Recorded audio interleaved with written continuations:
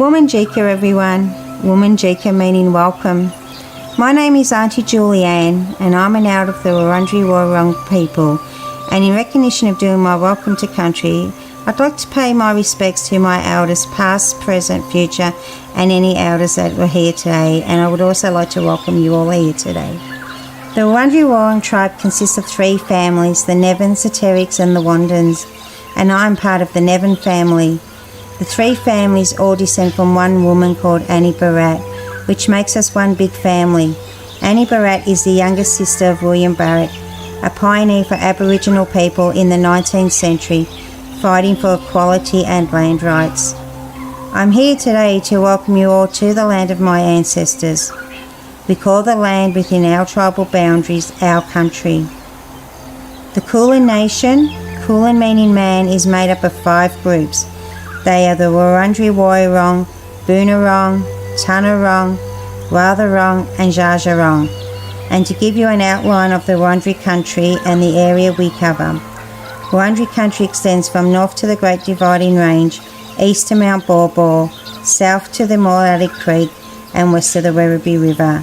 We cover a diverse range of land from the mountains to the beach and everything in between. Many thousands of years ago, if an Aboriginal person from another tribe wanted to cross our boundary, they would have to sit at the boundary and wait for the Narragator, which is the headman, or an elder to come past to give permission to cross. Traditional Aboriginal culture was highly territorial, and visitors risked a violent reprisal for crossing a tribal or clan boundary without this permission, and this is how a welcome to country originated in our culture. Traditionally, being welcomed onto country meant you respected Bunjil's law. Bunjil, the wedge-tailed eagle, is our creator, and Wah, the crow, is our protector. And as long as you looked after the country, you had access to our waterways and our land resources. And when you enter our country, we ask that you respect our resources, our fauna, flora and water, as they are very special to us. And when you are ready to leave, we ask that you leave it the way you found it.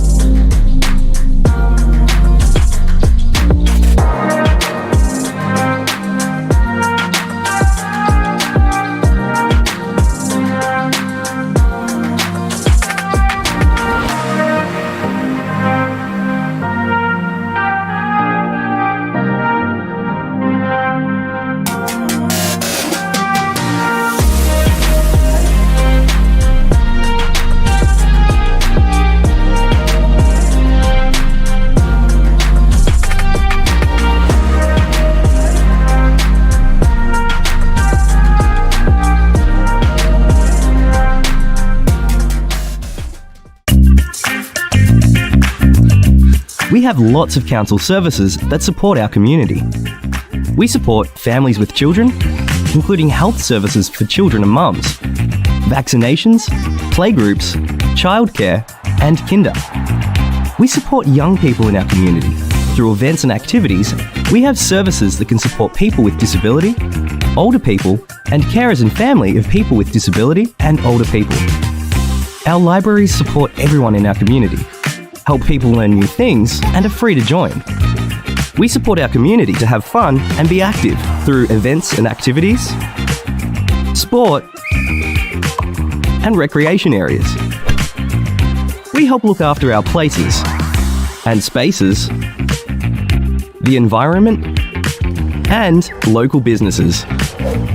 We have laws to keep people safe, to make sure buildings are safe, to make sure roads and footpaths are safe, to make sure our places and spaces are safe. We make sure everyone follows the law to keep our community safe and happy.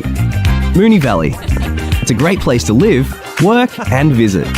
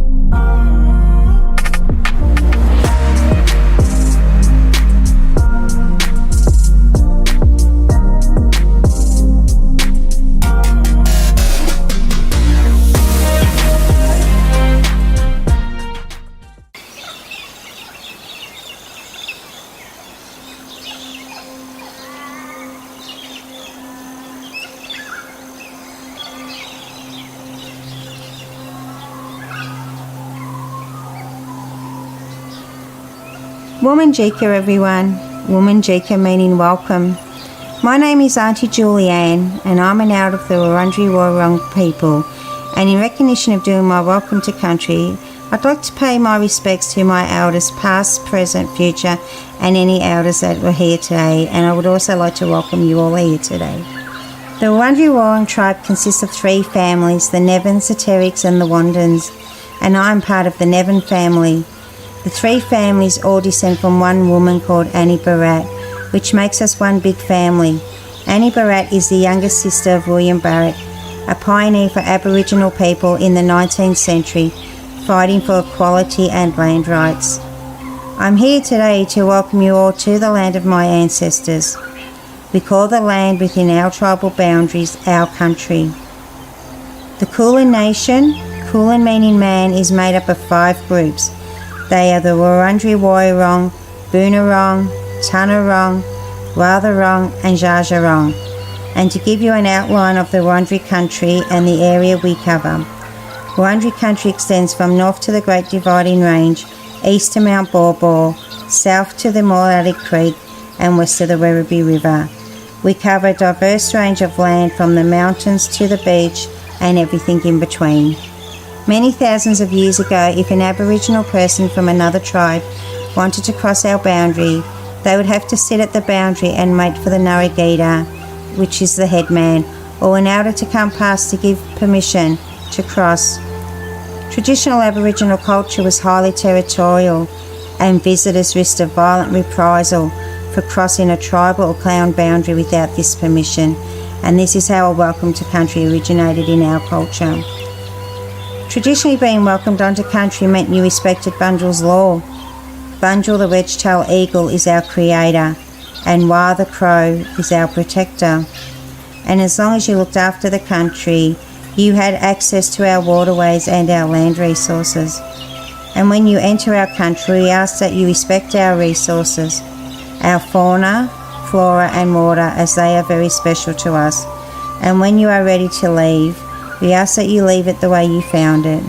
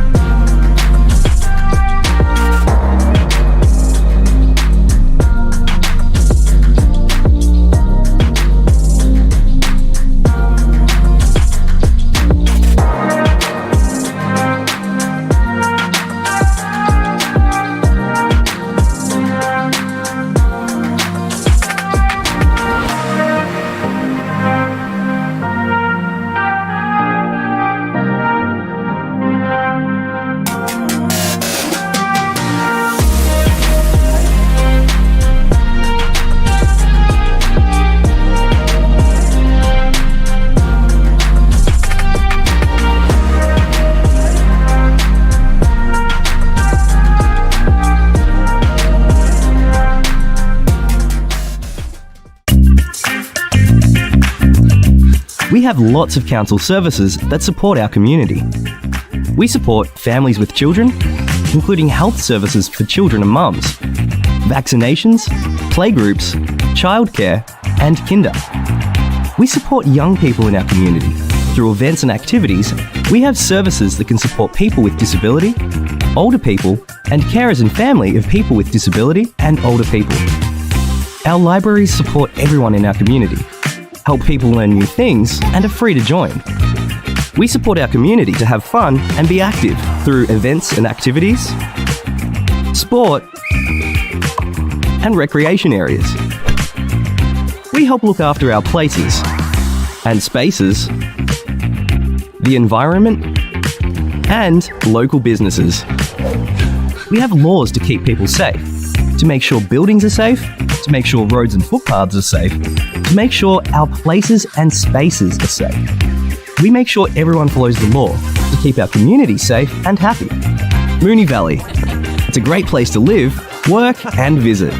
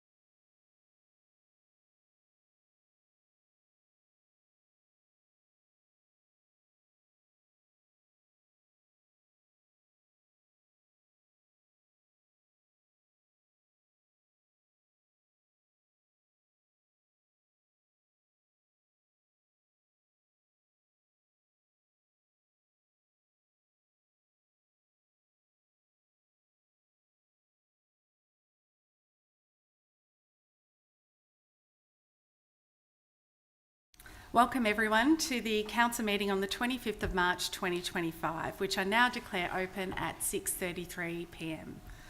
I'd like to warmly welcome members of the public who have joined us here tonight, as well as those watching online. As well as being live streamed, the video recording of this meeting will also be available on our website, so attendees in the gallery are advised that your presence may be recorded. I also ask that mobile phones be switched to silent mode during the meeting. A reminder as well to the public in the gallery that as per Governance Rule 75.1, personal video and audio recordings are not allowed. On behalf of Moonee Valley City Council, I respectfully acknowledge the traditional custodians of the land on which Moonee Valley is located, the Wurundjeri Wurrung people of the Kulin Nation, and I pay my respects to their spirits, ancestors, community members and elders past, present and emerging. We also extend this respect to other Aboriginal and Torres Strait Islander peoples. We now move to item 2 on the agenda, apologies and leave of absence. As all councillors are in attendance, I don't believe there's any apologies or leave of absence.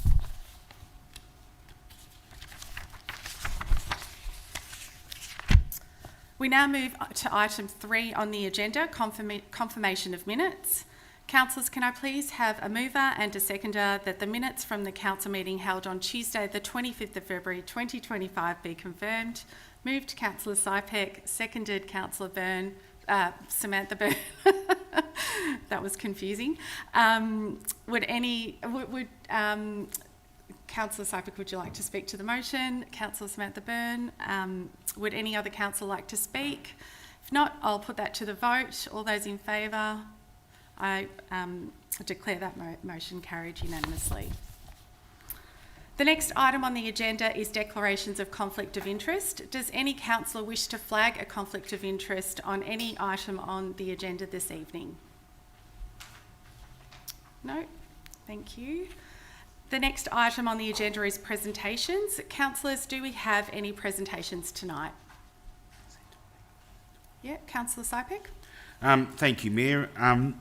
On Sunday, most of the councillors attended the Mediterranean Festival in Laneway shopping centre, and I tell you, it was an absolute great day. I don't know. Did you make a phone call for the weather, Mayor, by any chance? Because it was a fantastic day. We were definitely blessed.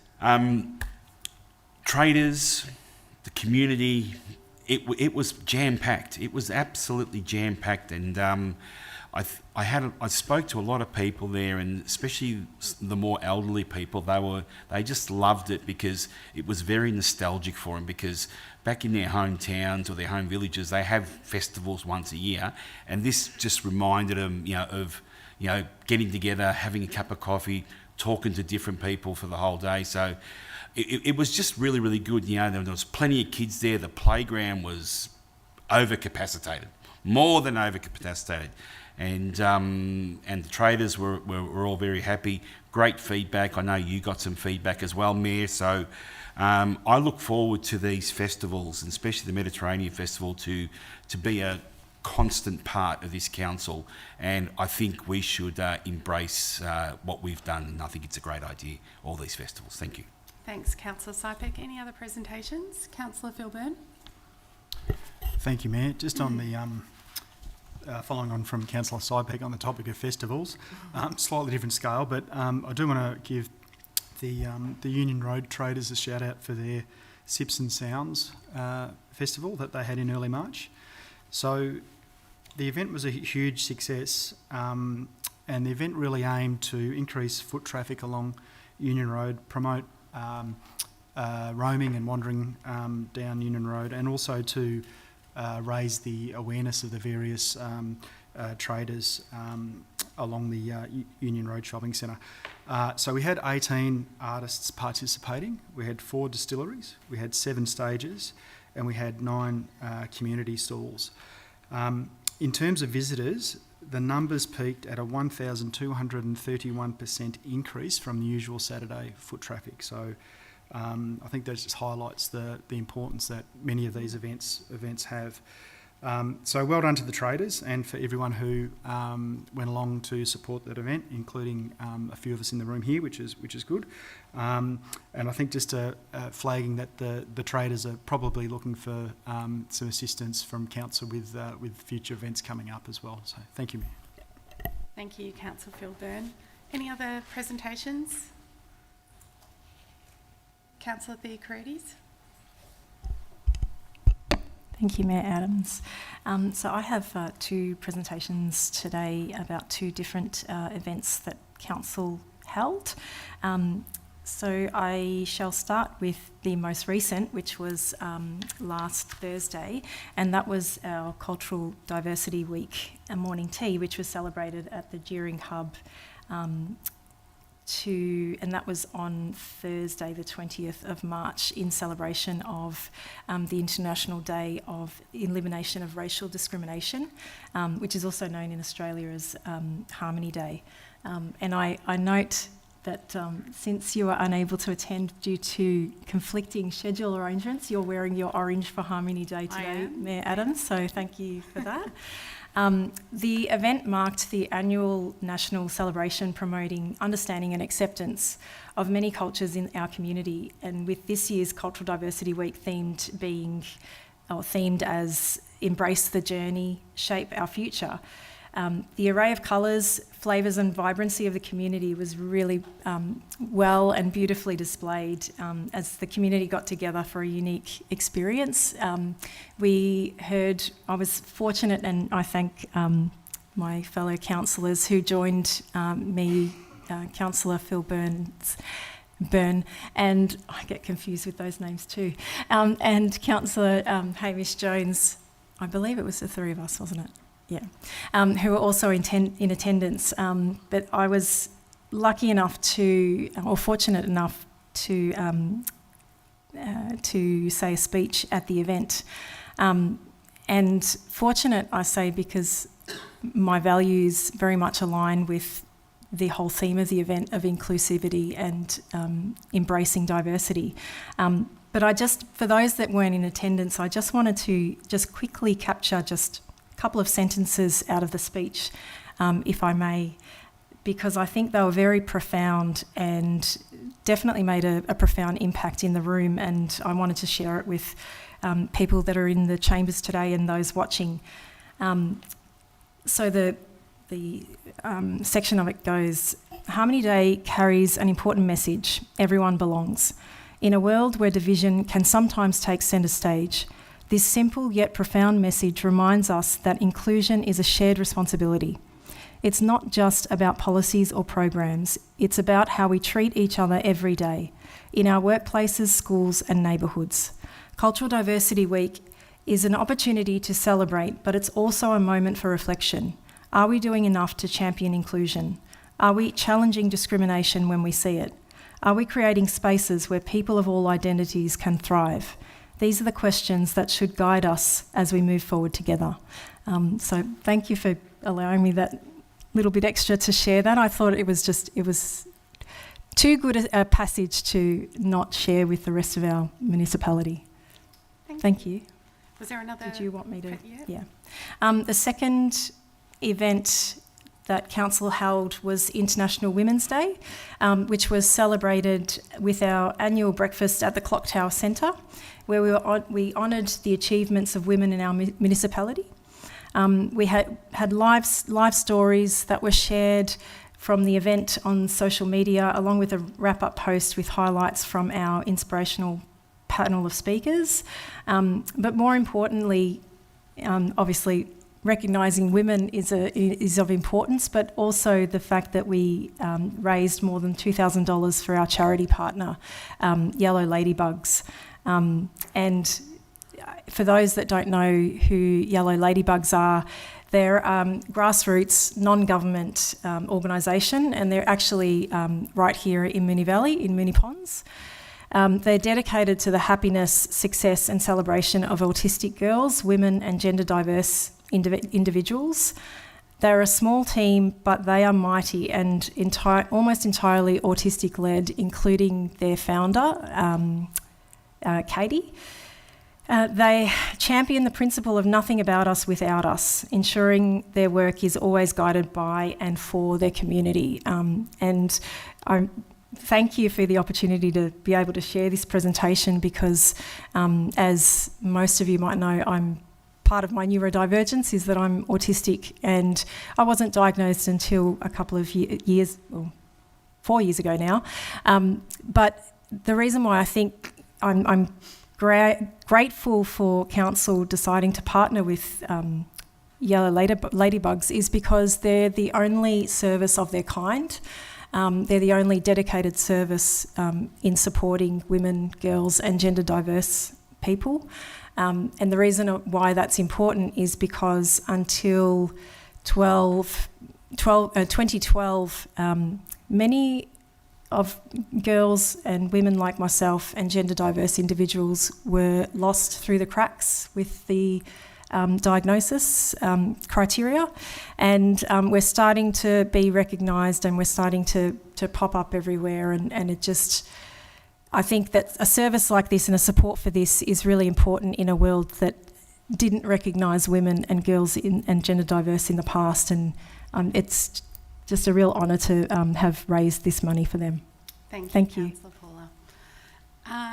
Just off the back of that, on Friday the 14th of March, I attended the OESS Incorporated International Women's Day and Cultural Diversity Week celebration, organised and hosted by Jasleen Kaur and Nancy Gupta.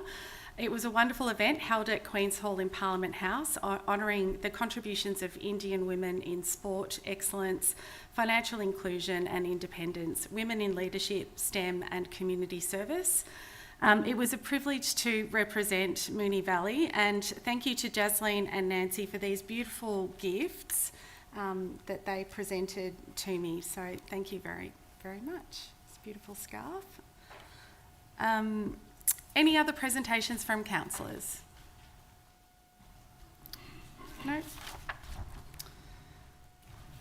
Okay, so we will now move on to the next item on the agenda, petitions and joint letters. I believe we have one joint letter on the agenda this evening regarding Nidri, in brackets, Keilor Road and North Essendon Activity Centre. Councillor Barnes, I believe you are tabling it. Yes, Mayor, thank you. Council has received several joint letters with 98 signatures from the concerned residents of Market Street, Gilbert Street, Queen Street and Collins Street, Essendon, Renown Street and Duffy Street, Essendon North, Glenbervie Road, Henshaw Road, Lloyd Street, Rowland Avenue and Cranwell Avenue, Strathmore, as well as Grandview Road and Keilor Road, Nidri.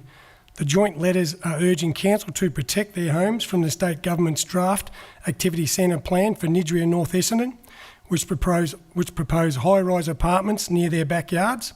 They express fears over privacy, security and sunlight loss, emphasising the importance of preserving the character of their family-orientated neighbourhood.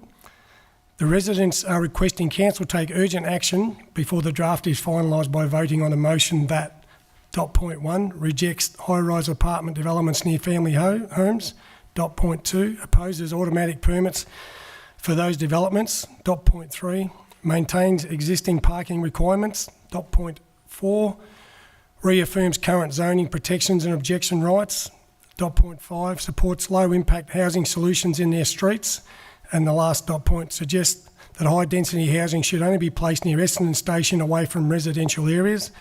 The residents believe these measures will protect their quality of life while still allowing sustainable housing development. I encourage the full petition to be read in the agenda's attachments. Thank you, Mayor. Thank you, Councillor Barnes. In accordance with Governance Rule 62.4, I refer the joint letter to the CEO for consideration. Councillors, do we have any other petitions or joint letters? Councillor Barnes, I believe, yep, you've got a petition. Thank you, Mayor. Council has received a petition with 66 signatures, which I have here in my hand, requesting the installation of a basketball ring or half court at LT Thompson Reserve, Keilor Road, Essendon. The signatures believe it would be a valuable asset for children to utilise this beautiful parkland and to contribute for their health and fitness and well-being. I concur. Thank you, Mayor. Thank you, Councillor Barnes. In accordance with Governance Rule 62.4, I refer the petition to the CEO for consideration. Councillors, do we have any other petitions or joint letters? Councillor Iser. Thank you, Mayor. Council has received a joint letter signed by 2 Moonee Valley adults supported by 17 colourful and informative letters from primary school students from the ages of 6 to 11. The joint letter and supporting letters request that Council improve the safety of primary school students' journey to Kensington Primary School and other schools in the area, especially near the crossing on Racecourse Road. The joint letter specifically requests 4 things. That Council, 1, provide a new school crossing supervisor in perceived dangerous crossing areas. 2, focus the Better Moves Around Schools program to focus on students and school zones rather than schools. 3, send a traffic engineer to ensure the intersection on the corner of Racecourse and Smithfield roads to ensure the safety of the intersection, and also 4, lobby Vic Roads and Victoria Police to install a traffic camera to catch motorists who block the intersection and run the red light. The supporting letters are very well written by the primary school students, and they highlight the issues of the area and provide fantastic drawings depicting the real issues faced by the students. And I would like to thank all of the students and their parents and teachers for sending those letters to Council. Very gratefully received. Thank you, Councillor Iser. In accordance with Governance Rule 62.4, I refer the petition to the CEO for consideration. Councillors, do we have any other petitions or joint letters? No. We have now come to public question time, and we have received 22 questions from 12 residents this evening. Thank you to those who are in attendance in the gallery. The pre-submitted questions are printed on the lectern in the middle there for you to read. Please only read your pre-submitted and approved questions and refrain from asking additional questions or making comments. A reminder that under the governance rules, no discussion can be had on questions. The first 2 questions are from Alex Mungle, who is joining us this evening, I believe. Alex, are you here? Hi, Alex. Can you please read your first pre-submitted question?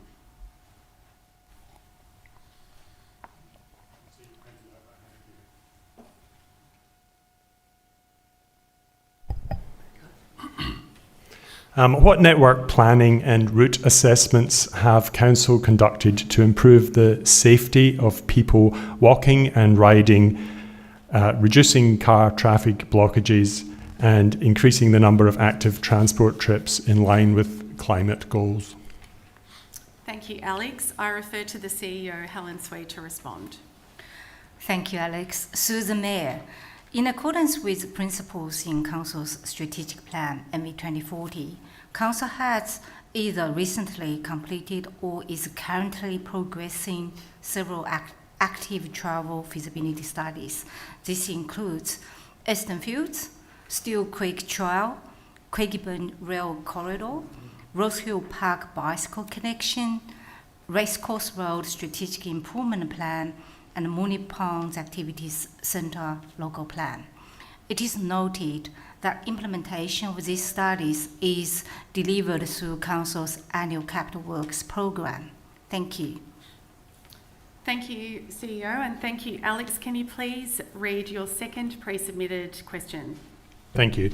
In line with the Community Emissions Reduction Report recommendations in the Point Advisory Report, commissioned by Council and delivered to you in 2022, what are some of the new key active transport projects being considered by the Council for the coming integrated transport strategy? Thank you, Alex. I refer to the CEO, Helen Swee, to respond. Thank you, Alex. Through the Mayor, in accordance with the 2024-25 Council Plan initiatives, Council is currently preparing a suite of integrated transport strategy discussion papers for the purpose of targeted community consultation and engagement. Council looks forward to hearing from the community regarding projects and/or initiatives that promote active transport across municipality, It should be noted that consultation and engagement is anticipated to commence later this financial year. Thank you. Thank you, CEO. The next 11 questions relate to the same topic. A combined response will be provided after all the questions have been read out. The first 2 questions on this topic are from Rodney Andrews, who I believe is here with us today. Hello. Thank you, Rodney. Rodney, can you please read your your 2 pre-submitted questions? Yeah. So is the council currently considering rezoning floodplain areas in the Travancore and Ascot Vale areas between Ormond Park and Dean Street? And your second question? Well, if flooding, I don't believe flooding's been an issue in the area. So if that is the case, why is council considering the rezoning of these floodplain areas? Thank you, Rodney. If you can just take a seat, and I'll just now ask, the next 2 questions are from Ray Burge, who I believe is here tonight. Ray? Did you want to read your pre-submitted questions, or would you like me to do it for you? I'm happy to do it. Is Ray here? No. Okay, that's okay. I'll read the questions. The first question that Ray asks is, are you aware the stormwater pipes were redirected to increase volumes of water into Stewart Street and surrounding streets in 2022? And the second question reads, are you aware multiple pipes have been bursting the drains and flooding homes in Stewart Street, is that supposed to say Stewart Street? Stewart Street. Kipling Street and Steele Streets in moderate rain since this change? Is that Ray? Sorry. Hello. Oh, hi. Hi, Ray. Well done, mate. No, that's okay. I've just read your...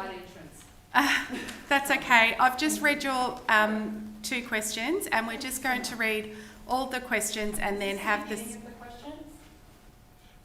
Yeah, no, there's been another 2 questions asked before that, but this is recorded so you can watch it back later. So the next 2 questions are from Samantha Freestone, who is joining us this evening, I believe. Oh, hi, Samantha. Would you like to just step up to the podium and you can read your 2 pre-submitted questions, please? Sure.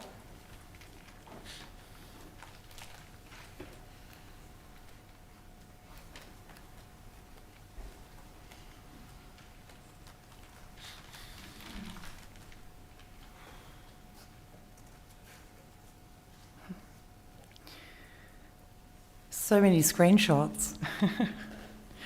Okay, this is of course in regards to, and hi everyone, thanks for your time. This is in regards to the stormwater pipes and Samantha, the freshwater pipes. I'll just ask you to read your 2 pre-submitted questions, please. That run into the Poets Corner district.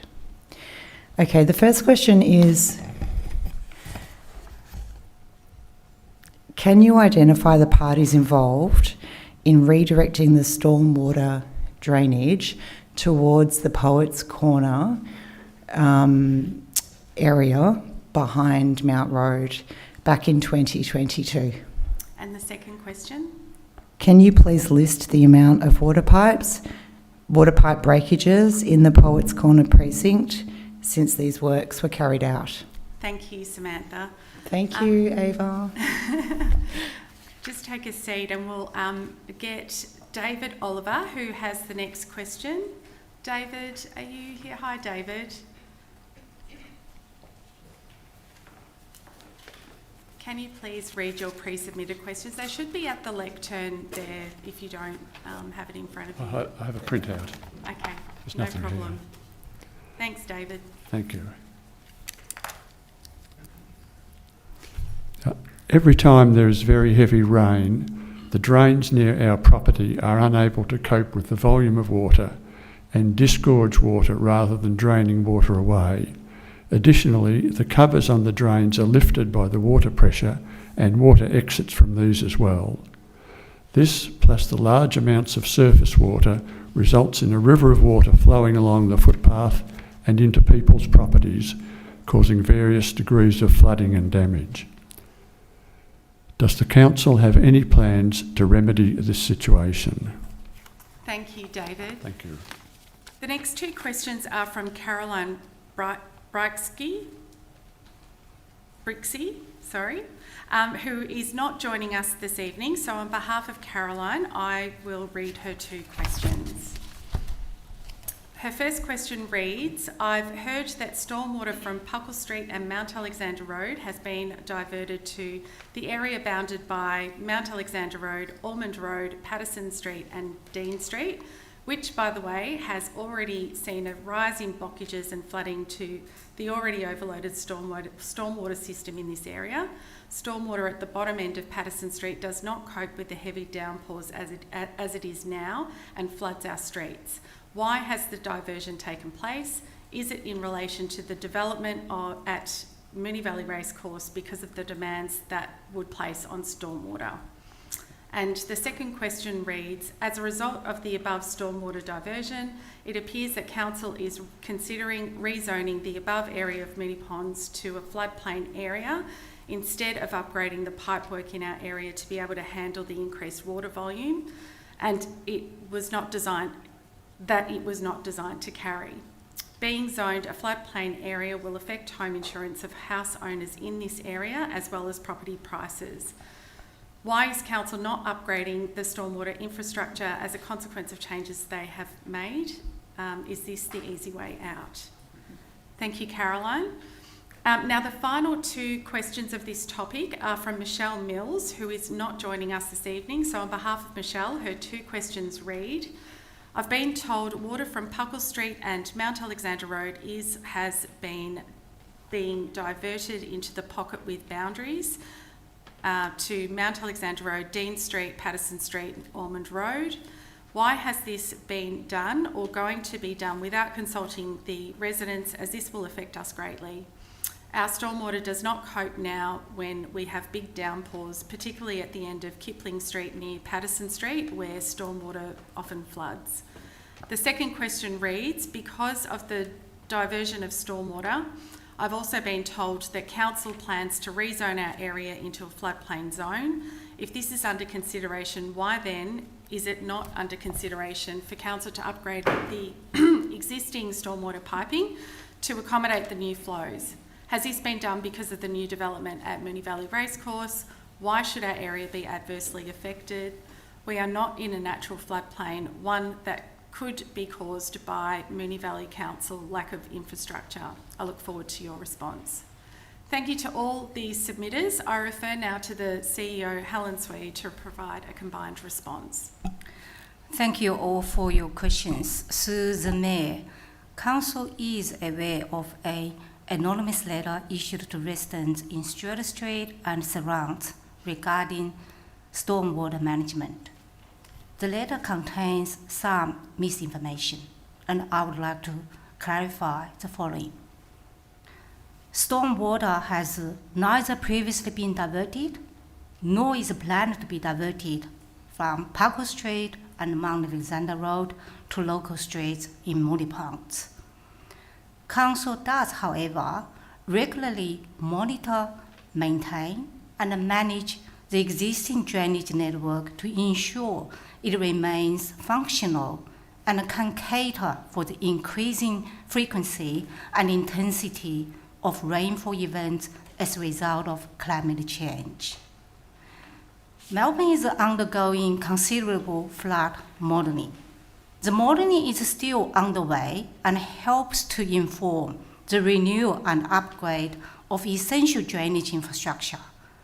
Should any potential changes to planning overlays be required in the future as a result of this modelling, this will be conducted with extensive consultation and engagement with the local community. While Council is not aware of any specific damage to stormwater pipes in the area, we do conduct regular proactive and reactive maintenance on the network where Council maintains the entrance to drainage pits and pipes. This region recently included the cleaning of all the drainage pits and pipes in the area on or about 20th of February 2025. Finally, through its annual capital works program, Council delivers multiple drainage pit and pipes infrastructure upgrades across the municipality. As part of this program in 2022, Council engaged with the community regarding the potential upgrade of the existing drainage network in Stewart Street, Mooney Ponds. These works are currently at the design stage, with the construction work forecast within the 4-year capital works program. Thank you. Thank you, Helen. The next 7 questions are on the topic of Nidri, Keilor Road and North Essendon Activity Centre. Under Governance Rule 61.10, a combined response will be provided. The first question on this topic is from Skye Dawson, who I believe is here this evening. Skye, can you please come to the lectern? Thank you. Please read your pre-submitted question. Sure. Hello, everyone. I'm a mum who just wants to keep the basics of privacy, security and sun for my children in our backyard. Hundreds of mums and dads voted for you because of your strong anti-overdevelopment stance. Can you stand up tonight for your community and vote to protect our family homes by supporting motions? Rejecting deemed to comply, which is secret, unobjectable apartment permits, and rejecting catchment fringe rezoned 3, 4, 5 and 6 level apartments in our current family field 1 to 2 level home streets. Thank you, Skye. Thank you. The next 2 questions are from Kevin Patterson, who I'm not sure... Oh, you are here. Hi, Kevin. Please read your questions. Terrific. Firstly, I'd like to sincerely thank the councillors for the time they've spent prior to the meeting listening to residents and receiving letters over the past 4 months about this issue. Our first question is directed with a request that the councillor, Mayor Adams, or the Deputy Mayor could potentially answer. It reads, Mayor Ava Adams and all the councillors, will you vote to reject the catchment and fringe rezoning, which would allow 3, 4, 5 or 6 levels in our 1 to 2 level family streets to protect families who value simple things like sun, privacy and a sense of security in their backyards? Thank you, Kevin. And your second question? Second question, which relates to the Nidri Keilor North Essendon Activity Centre, which people can Google at home if they want to see the map of impact proposed for 6 suburbs, half of 6 suburbs. Can you please read your question? Sure. My question regarding that huge area of proposed impact is that Mayor Adams and Deputy Mayor Cosgriff, my question to yourselves and to the other councillors is that each of you, we greatly appreciate, stood up pre the election against overdevelopment, and can you now stand up for families' homes and to protect us by voting for the motions that are on notice and any stronger amendments that may be brought forward? Thank you for your time this evening. Thank you, Kevin. The next 2 questions are from Anastasia Guinness, who is not joining us this evening. So on behalf of Anastasia, her 2 questions read, how can you ensure that my family home and quality of life is not impacted by increased crime that may be associated by high density housing? And the second question reads, as a long-time resident of this area who has finally afforded to retire in my forever home, can you assure that my privacy and security are not impacted? I am fearful that at negative issues arising. Thank you, Anastasia. The next 2 questions are from George Guinness, who is not joining us this evening. Is George here? I've got his delegation. No, that's okay. I'll read his questions. Thank you, Kevin. So on behalf of George, his 2 questions read, how will you ensure that the already high traffic congestion and parking issues in my street is not further exacerbated? And the second question reads, although I am not fully opposed to 2 dwelling per property, I am opposed to multi-level high density dwellings in that they will impact our quality of life. As a retiree, I cannot afford to relocate to a less dense area.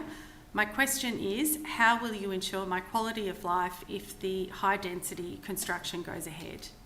Thank you to all the submitters. I will refer now to the CEO, Helen Sway, to provide a combined response. Thank you. Thank you all for your questions. Through the Mayor, the new permit and assessment process for developments up to 3 stories has been introduced by the State Government of Victoria, not by Council, and will come in effect on 31st of March 2025. Council has no legislative power to reject or alter the process. Council is obliged to assess development proposals against the requirements of the Moody Valley Planning Scheme. A permit will still be required by developers and appeal rights will be available if the developer's proposal does not meet the specific requirements in the planning scheme. Council strives to manage the impacts of growth in a balanced way for people who live, work and play in Moody Valley. An integrated transport strategy will be prepared, which will provide guidance for how Council manages traffic and parking across the municipality. Council is also preparing a housing strategy to direct growth to appropriate locations in the municipality. This will consider the Victoria Government's housing target for Moody Valley. The catchment areas are limited to 3-story development with 4-story development permitted on properties larger than 1,000 square meters. That is, the Nitri and Eastern Laws Activity Centre catchments do not include 5 and 6 level developments. It should be noted that the pre-existing general residential zone already allowed for 3-story development across the municipality. Council is not able to respond to a speculative assertion regarding a perceived correlation between housing density and crime. There's no objective evidence held by Council suggesting that high-density housing increases crime. Council laws are required to remain open-minded and consider all the information available so that they can make informed decisions. It is not appropriate to predetermine a position on any future Council motion. Thank you. Thank you, CEO. The last 2 questions are from Tanya Piccolo, who is not joining us this evening. Both questions have been combined and a single response will be provided. So on behalf of Tanya, her question reads, what is Council's policy around putting fences around playgrounds that are near roads and in blind spots where parents can't see their children, especially if they have 2 or more to look out for? Bowes Avenue, Edsel Street are directly near roads. These parks also have blind spots such as hills near Glennis Avenue, overgrown trees and unmaintained landscape around Bowes Avenue and the top of the hill at AJ Davis. Thank you, Tanya. I refer to the CEO, Helen Swee, to respond. Thank you, Tanya. Through the Mayor, each playground and the surrounding land will have individual needs and characteristics such as topography, proximity to roads, and the presence of existing vegetation. Therefore, the need for fencing around the playgrounds is considered on a case-by-case basis. Your concerns regarding overgrown vegetation at specific sites have been referred to our Parks Operation Team for review. Thank you. Thank you, CEO. The next item on the agenda is reports from delegates. Councillors, do we have any reports as delegates? Thank you, Councillor Cosgrove. Thank you, Mayor. On Thursday, the 6th of March, I attended the meeting of the Committee of Management for the Farnham Street Neighbourhood Learning Centre, as delegate for the Council. They've had a busy first term with a huge program that includes their beginners English classes, life skills classes such as cooking and health, and many social support groups, including the Boomerang Network, the Vietnamese Sole Parents Group, and the Elderly Chinese Group, among many other programs and initiatives that they run. So well done to Kathy and the team for a really strong start to the year, but no other reports from them. Thanks. Thank you, Councillor Cosgrove. Do any other councillors wish to report back? No, if not, we will move on to item 9, which is reports. And the first report is item 9.1, MV/299/2024 at 51 and 53 to 55 Keeler Road, Essendon. Councillors, the officer's recommendation is shown on the screen. Do I have a motion? Councillor Theocrates. Thank you, Mayor Adams. I wish to move the officer's recommendation, and the reason for that... Thanks, Councillor yes. Theocrates. Sorry. Do I have a seconder? Councillor Phil Byrne. Councillor Theocrates, would you like to speak to the motion? Yes, now I will. Thank you. So my reasoning for that is with regards to, and first, for those who don't know much about this development, it's 47 dwellings in total. However, of the 36 private residential, of the 47, 36 are private residential apartments.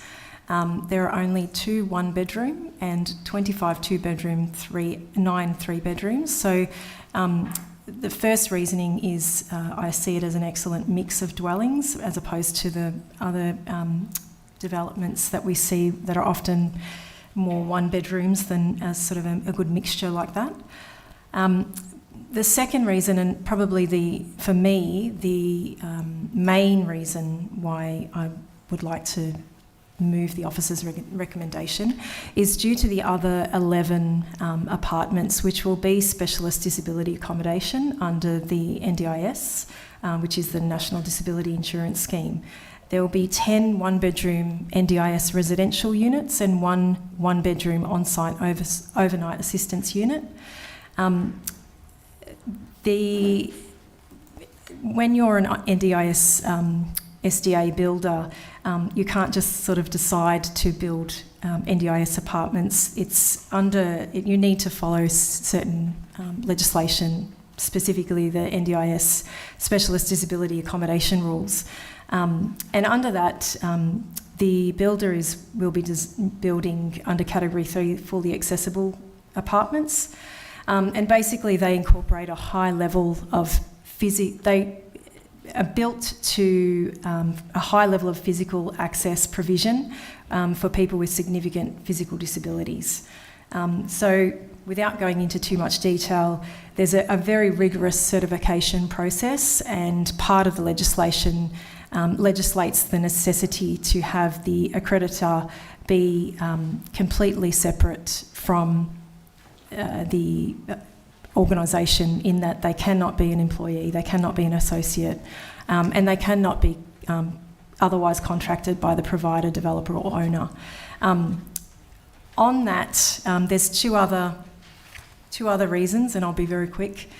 In being so within proximity to the Keeler Road sort of retail part of the street, and especially Woolworths and further down the library, having NDIS participants living so close within proximity to those amenities and services and supports means that they can better utilise their NDIS funding. So if they are leaving the house with a support worker, they need to usually pay for the support worker's travel, which includes any travel that the support worker uses to take them wherever they need to go to get their groceries and so forth.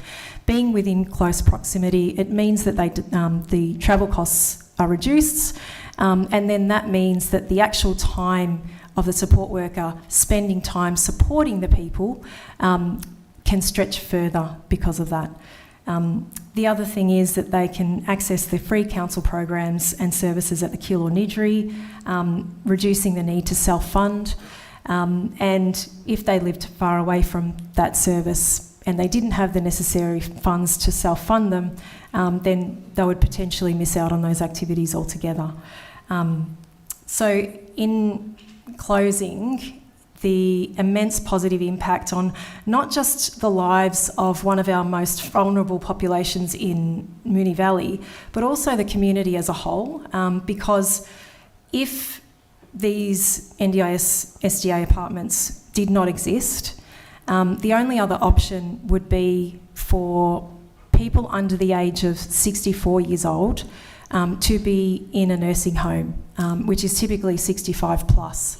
And in my background in the Stroke Association of Victoria, where I previously worked, there were some young stroke survivors. Thanks. Thank you. 30 seconds. Thank you. Yeah. There were some young stroke survivors who were in that position, and they were extremely isolated in the nursing homes because they weren't around their peers, they weren't around people their age, and their mental health decreased considerably. So there's that aspect, but also the community as a whole, because having people like that go out to our Keeler Road to go do their shopping at Woolworths. Can I finish up? Yeah. Is that right? Yeah. I'll give you 30 seconds. Thank extra. you. Oh, thank you. No. It's an opportunity to see people living independently and included in society, and rather than isolating them in nursing homes away from society. So I think that in itself has a benefit for the community as a whole, seeing people out and about and also raising awareness and understanding. And so for me, the positive impact is greater, is far too great for me to not move the officer's recommendation. Thank you. Thanks. Councillor Philburn. Thank you, Mayor. Just a couple of points on this application. I'd sort of consider these as 47 homes that we're assessing or determining tonight. So really it's an addition of 47 homes in the middle of a housing crisis, and we've all got the inquiries around that we get about people sleeping in cars, people sleeping in our parks, and all of this is in Moonee Valley. I just also note that there's been 4 objections received to this application, and that's 8 objections shy of what we would normally get under the delegation protocols, noting that it's the height and the cost and the number of dwellings that has triggered the that coming to council at the moment. And I note that these objections were based on the 10-storey development that was advertised. And I just wanted to acknowledge that the work that the planning officers have been doing with the proponent to, in my view, achieve a much better outcome with this development. Worthy to note is the mix of dwellings provided. So 25 2-bedrooms and 9 3-bedrooms. So it's a really, that 3-bedroom component is really undercooked across Moonee Valley. I also note that this is within the fringe precinct of the activity centre work that's happening. Under that fringe precinct, 6 storeys are deemed to comply, and there's discretion to go higher. Under the current planning system, which is what we should be considering the application against, 6 storeys is preferred, with discretion, and building heights can be varied. So essentially, it's the status quo between the new activity centre work and this site, and a current planning scheme. So on what grounds would you give the okay to vary such a project like this? Well, the officer's report goes through this in a fair bit of detail, and it talks about the strength of design, so the Keeler Road frontage, the high quality materials and finishes, the active frontage, the weather protection that's being introduced to the footpath, the generous setback to the reserve. And all of this is before we start to talk about the points that Councillor Thucurides went through with the NDIS component. 30 seconds left. So in my view, this is a development that if this area is going to have more of these developments as part of the activity centre work, it's actually a good example. And there's no such thing as a free lunch. So if we thinking about dropping heights, then what will be the cost of that? Well, it'll obviously there'll be a loss in 6 to 12 homes. Would you like a 30-second extension? Thank you, Mayor. Yeah. So if lower heights are to be entertained, then that will come at a cost. Now, obviously, there'll be a cost in dwellings, cost potentially in the NDIS component, or the cost in quality cost in the setbacks and those the diversity of housing and those other benefits. So I certainly wholeheartedly support the officer's recommendation as it's written. Thank you, Mayor. Thank you, Councillor Philburn. Would any other councillor like to speak to the motion? Councillor Jones? Mayor, I'd actually like to move an amendment if that's okay. Sure. So after attachment 1, I'd like to add the following. Attachment 1 with the following amendments.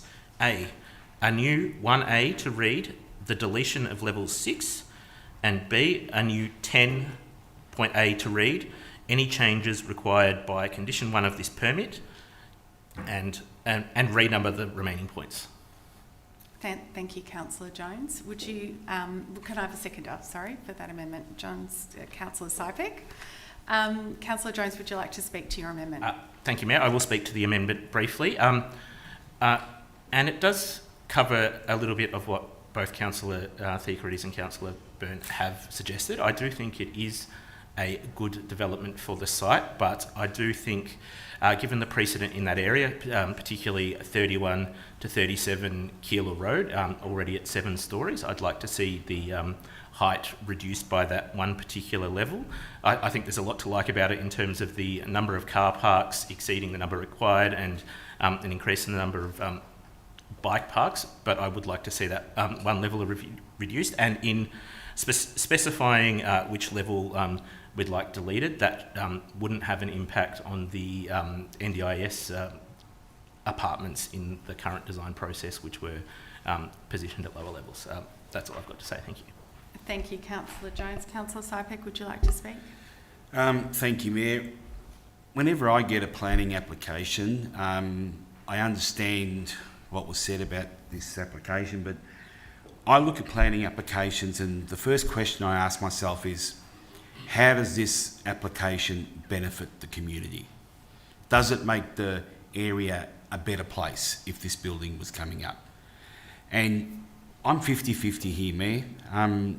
It's a good project from what my colleagues have said about it. It's got a great mix of components. It's not just a one-bedroom sweat boxes in there.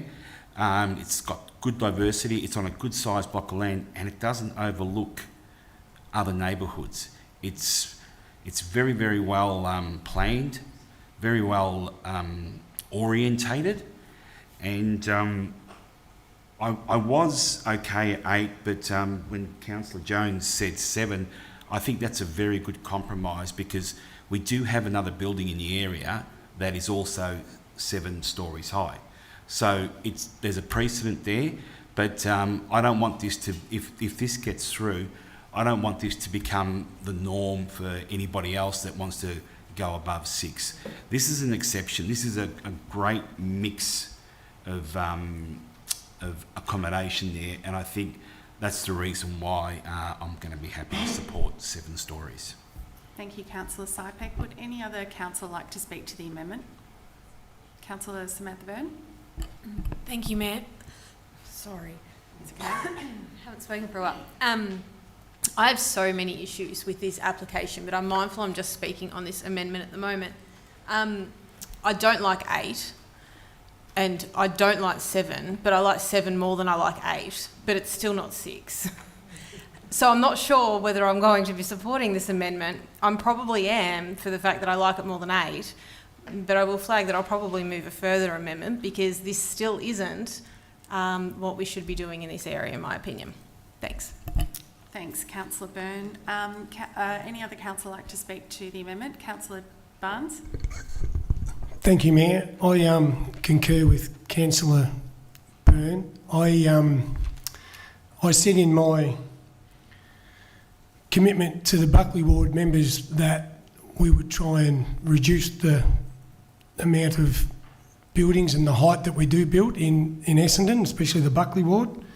I'm all for the NDIS stuff. It's amazing and everything else. And Councillor Sypek and Jones have come down with 7, and Councillor Samantha Byrne and myself are in the firing line for the areas that we look after. And I'm a bit like Samantha. I'm a bit on the border here myself. So yeah, a bit up and down at this stage, 50-50.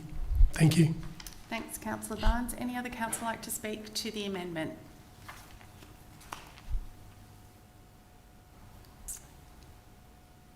No? Councillor Philburn? No. You still have an opportunity to speak to the amendment. Yeah. Sorry, Councillor Philburn. Continue. Yeah, I just guess just on the highlighting that last point that there's no such thing as a free lunch. This area is highlighted for significant development in the future, and I think that dropping down to 7 would come to some cost or some. We don't know what the metrics are on some of these proposals, and I'm concerned as to what elements would be chopped from the proposal. This might be sort of more of a question, Mayor, but I think if no, I'll leave it at that. Thank you, Mayor. Thank you, Councillor Philburn. Councillor Theocrides, would you like to speak to the amendment? Yes, thank you. I hope what I'm saying is in regards to that, but let me know if I'm doing the wrong thing, please. With regards to the amendment, at this point in time, my concerns are that if we drop down to 7 levels, even though we've stipulated that we will pass it on the deletion of level 6, sorry, is that what yes, to the deletion of level 6, protecting the NDIS apartments. My concern is that we don't know whether deleting level 6 will mean that the NDIS apartments become dropped altogether with this project. And it really comes down to the way that the NDIS SDA legislation is legislated. And with regards to the ratios, 10 to 1, which is 10 NDIS SDAs to 1 overnight assistance. According to the legislation, you cannot drop lower than 10 to 1. So getting rid of 1 level altogether, even though we're stipulating the level, doesn't mean that it protects the NDIS apartments. We have no guarantee of that. And also, if the developer does want to keep the NDIS apartments, but also doesn't agree with that, we're at risk of going to VCAT, which, based on Councillor Byrne, at the points that he's raised, there would be a good chance, or possibly, that we may lose in that instance, which is ratepayers' money, and we're talking about the whole municipality. So at this point, I'm not sure.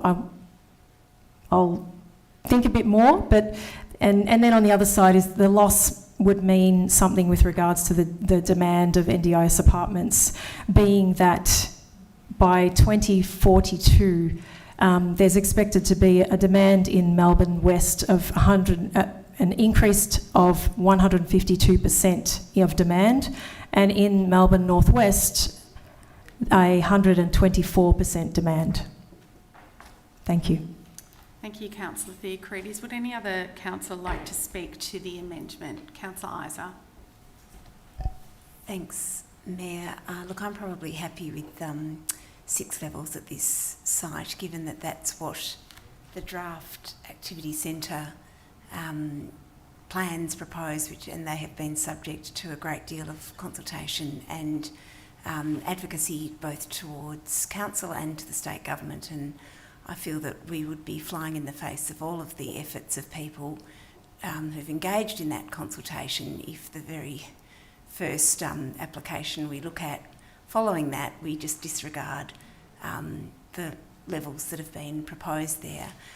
I'm really disappointed that developers, I'm really disappointed that there's this appearance that unless councils give developers more height, they won't then provide affordable housing or NDIS housing. I'm not going to be part of that sort of, I I guess, scratch my back, you scratch yours kind of approach to planning, that we only get that sort of diversity of housing if there's an additional yield and benefit for developer. I'd like to see us create NDIS housing and affordable housing because it's the right thing to do, not because someone gets something out of it. I know that's a bit idealistic and not necessarily the way the world works, but I'll hold on to that ideal for as long as I can. And the other aspect is, any objector and any developer can always take things to VCAT. We're the decision makers at this point in time, and I try not to let threats of VCAT or concerns about a higher decision maker overturning decisions determine my decision making here. There's always an appeals process with planning from council, but we need to make a decision on the way that we think is the best decision, and it's obviously a varied view around the table, and that's as it should be as well on complex developments like this. But whether or not someone takes something to VCAT is out of our hands, and I don't want that to affect my decision making here and now. Thank you, Councillor Isa. Would anybody else like to speak to the amendment? Councillor Cosgrove. Thank you, through the Mayor. The timing and location of this one is obviously really tricky. We're in a spot where we've got planning amendments to come, but that haven't been gazetted yet. So our role is to assess this application against the current planning scheme. I'm probably, for reasons that have been mentioned by Councillor Theocharides and Councillor Philburn and Councillor Jones, I actually don't mind the officer's recommendation of 8 stories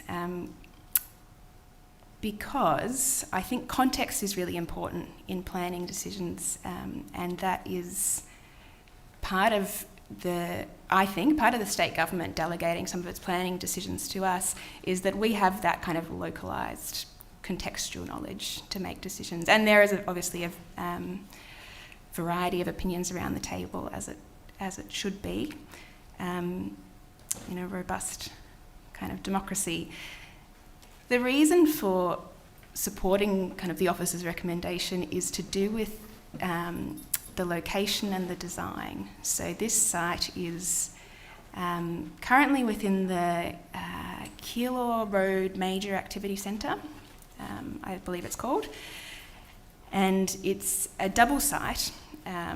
So it's actually, the frontage of it is twice that what we would require for a 6-level, preferred 6-level height. And it's got 2 setbacks, so that, I think it's the 5th level and the 7th or 6th. Sorry, I should have that to hand. But it's got tiers back, and particularly on its interface with the park, it's got even more generous setbacks than what's required. And as such, I think it's a good proposal, along with the mix of the diversity of housing it offers. Down the road from it, in terms of context, a block down, we've got a 7-storey apartment that's just sheer. It's 7 stories straight up. And I would rather have a thoughtfully designed 8-storey one that sets back from the park, that conforms with our setback requirements, our overlooking requirements, north-facing window requirements, and sightline objectives. It meets all of those under our planning scheme. I'd rather see that than a 6-storey box. And so I think, given that context, I would be happy with the officer's rec, but we're looking at the amendment. So those thoughts towards the amendment as well. Thank you, Mayor. Thank you, Councillor Cosgrove. I believe all councillors have spoken, so I will now put the amendment to the vote. Oh, okay, sorry. Councillor Jones, would you like a reply? I think, as has been said, it's important for us as councillors to be making these planning decisions. It is decisions that need to be made locally. the reason I've proposed the deletion of one level is because of the mix of apartments that are in there, the NDIS apartments, and a mix of 1, 2 and 3 levels. I think the design is a quality design for the size of the site, but I also think that 8 stories is unnecessarily high for the site, so that's why I'm proposing this amendment. Thank you, Councillor Jones. I will now put that amendment to the vote. All those in favour? That's Councillor Jones and Councillor Sypek. All those against? Councillor Barnes, Councillor Phil Byrne, Councillor Samantha Byrne, Councillor Cosgrove, Councillor Isaac, Councillor Theocrides, Councillor Adams. I declare that amendment lost. We'll now go back to the original motion, which Councillor Theocrides moved and spoke to, and Councillor Phil Byrne seconded and spoke to. Would any council... Oh, and also, I think Councillor Jones, you were speaking when you moved an amendment but didn't speak to the original motion. Would you like to speak to the motion? Mayor, before Councillor Jones speaks, can I please move an amendment?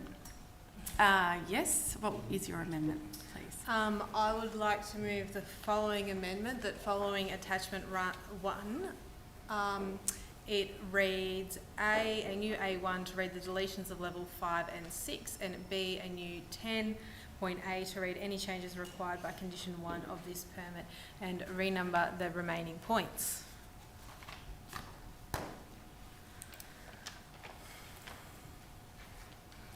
Great. Is that... Thanks. Yep. Thanks, Councillor Samantha Byrne. Do I have a seconder? Councillor Jones. Councillor Byrne, would you like to speak to the amendment? I will, and I'm very mindful of the quite good debate that we just had around the table in regards to reducing it from 1 level. And as I mentioned before, I am quite concerned about quite a few things, but I'm hoping that the people who are going to support 7 are more on the side of supporting 6 than on supporting 8. And I think that something will be passed tonight, and therefore I wanted to move this amendment for all of the reasons that were discussed by a lot of the councillors before. Thanks, Mayor. Thank you, Councillor Byrne. Councillor Jones, would you like to speak to the amendment? I don't really have much to add, Mayor, other than I think, as I said, I think 8 is too many. I would have preferred 7, but if 6 is the option we end up with, there we are. Thank you. Would any other councillor like to speak to the amendment? Councillor Phil Byrne.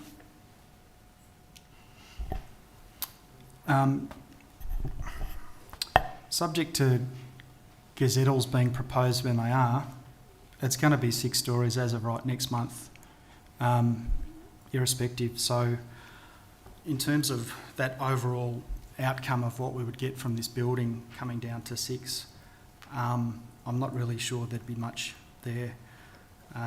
As mentioned before, with the new activity centre work, 6 is the deemed to comply. There is discretion with that. You can, in exactly the same way as what's being proposed here, you can seek to go higher than your deemed to comply 6, subject to certain parameters and tests, such as the things that I touched through before. And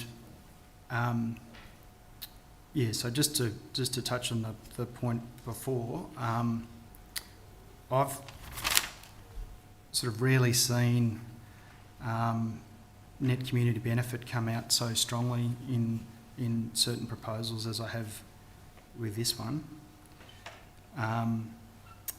The current situation of the planning scheme, and that's how we should be looking at it through the planning scheme, and not where we think votes might go, although I accept that that's a reality of sitting around this table. But at the moment, we've got in the under the current planning scheme, you've got 6 stories as the preferred height, and you can vary that. And why would you vary it? For those points I touched before: design, quality, active frontage. And this is all before we even get anywhere near the benefits of the NDIS stuff. So I wouldn't support the amendment to 6 because you'd just be essentially have a cookie cutter development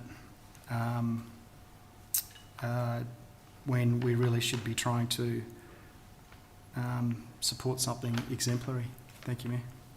Thank you, Councillor Phil Byrne. Would any other councillor like to speak to the amendment? Councillor Sypek.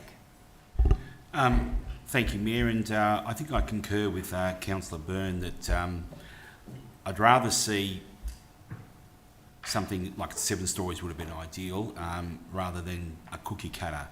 What we're going to have here is this could be a complete different design, and once again I err on the side of caution because be careful what you wish for, because there is an opportunity for them to go to VCAT, and I've seen many cases where it's come back a lot worse.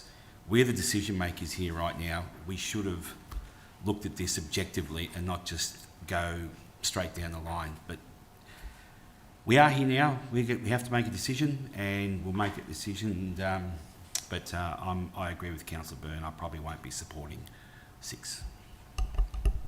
Thank you, Councillor Sypek. Would any other councillor like to speak to the amendment? Councillor Theocharides. Thank you, Mayor Adams.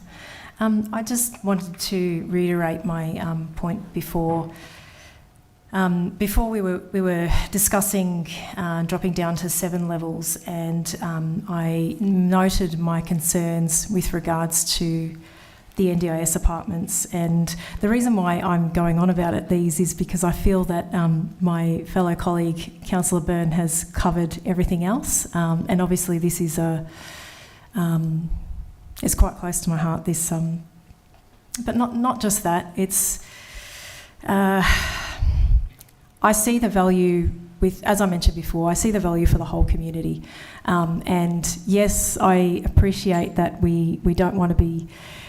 We want to live in an ideal world where we're not having to think about the potential loss of the NDIS apartments, but this is the world that we're living in right now, and my concern is that community benefit that benefits people with disabilities out in the community, living and thriving out in the community seeing the benefit of them being in and amongst the community, the increase of understanding, the increase of acceptance, the increase of inclusivity is too much a greater, too high a positive impact for the development as is, than to potentially lose that by going down to 6 levels.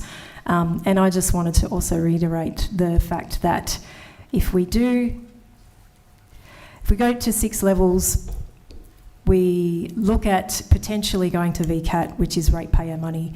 We also potentially, if the developer isn't happy with that, if they are happy to go down to 6 levels, we potentially lose the NDIS apartments based on the ratios not being able to go lower than 10 to 1. And just wanted to finish up on the demand figures, which I did get from the NDIS website, which is available to the public. Of the fact that SDA, specialist disability accommodation, in 2042 in the West, there will be a 152% increase in demand, and in the Northwest, 124% increase. Thank you. Thank you, Councillor Theocharides. Would anybody else like to speak to the amendment? Councillor Isa. Look, just to note that in the plan that I just spoke to earlier, I think that I hope I'm not making a mistake in saying this, but I think that the 7-storey building that was referred to earlier is in fact in the precinct that is up to 8 stories. And there are within the new, activity centre height, the activity centre core, the heights, there are sites where the extensive consultations led to designation of up to 8 stories, up to 8 to 10 stories. This particular site is an up to 6 stories. So there are locations where an 8 to 10 storey building is thought to be appropriate along this activity centre area. This site's not one of them. Thank you, Councillor Isa. Are there any other councillors who'd like to speak to the amendment? No? Councillor Samantha Byrne, would you like a right of reply? Thanks, Mayor. Councillors, I'm not going to beg, but I really am hoping that people can really look at the significance of this.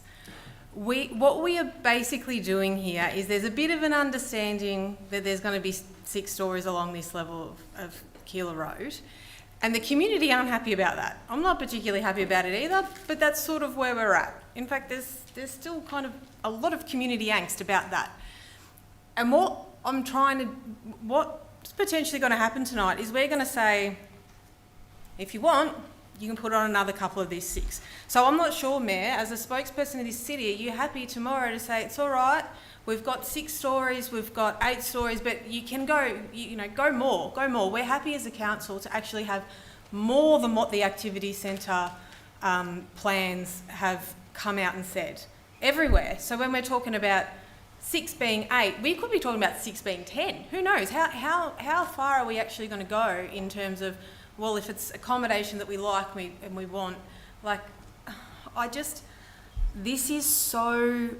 see this as really problematic, and I don't think the community wants it. I don't think the community will support it, and I'm doing my best on something that, I don't even know how much I like the application, but 6 is better than 8. We've got to go with 6. I really think we're letting down the community if we don't pass this amendment. Thanks, Mayor. Thank you, Councillor Samantha Byrne. I'll now put the amendment to the vote. All those in favour? That's Councillor Byrne, Councillor Isa, Councillor Jones. All those against? Sorry. So I'll put the amendment to the vote. All those in favour: Councillor Barnes, Councillor Byrne, Samantha Byrne, Councillor Isa, Councillor Jones, Councillor Adams,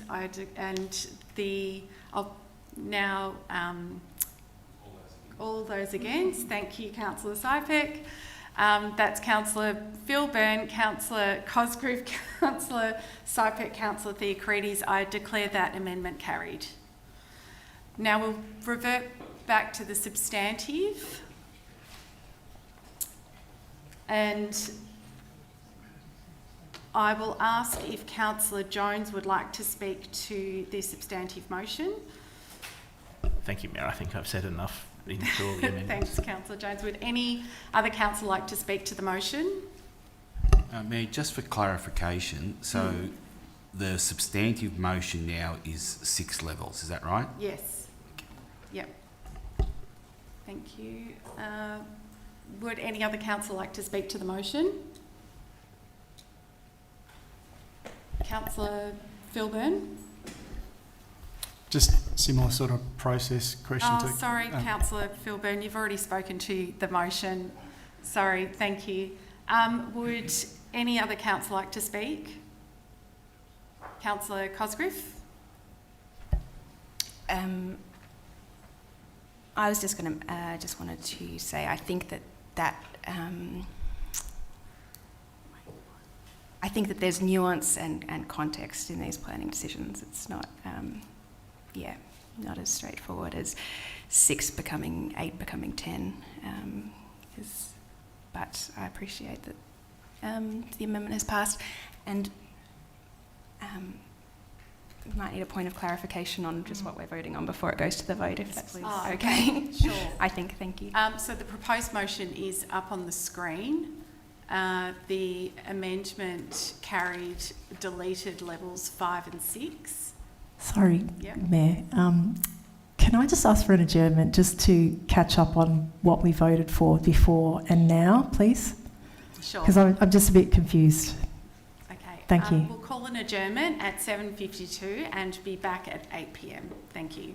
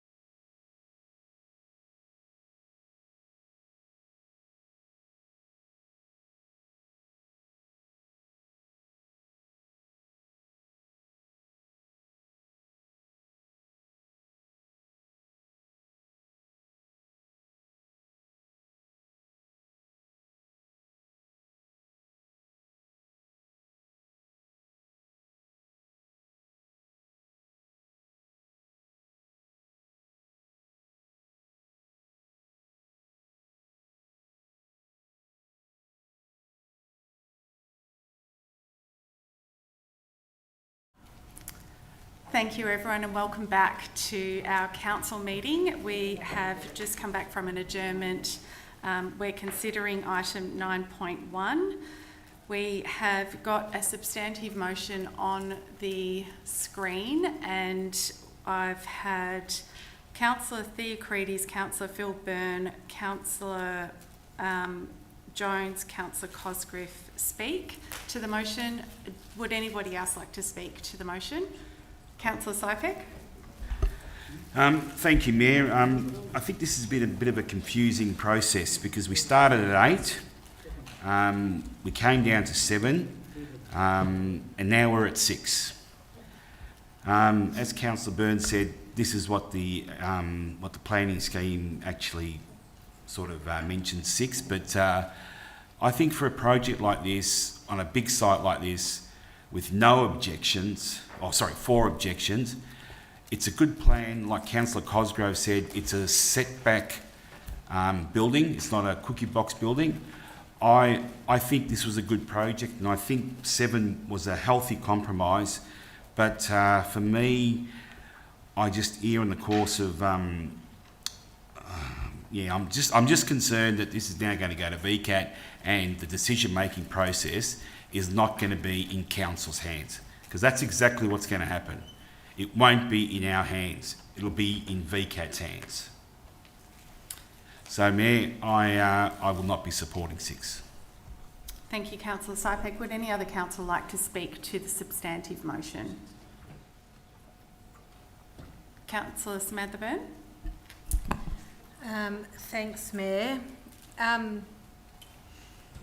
The fact is, Councillor Sypek, is that we're at 6. The options, we've got a few options, but really the main options that I see it at the moment is we have 6, or the motion will get lost, and then a refusal will come up, and then if there is a refusal, I suppose, that'll go to VCAT anyway. That seems to be the concern of what I'm hearing.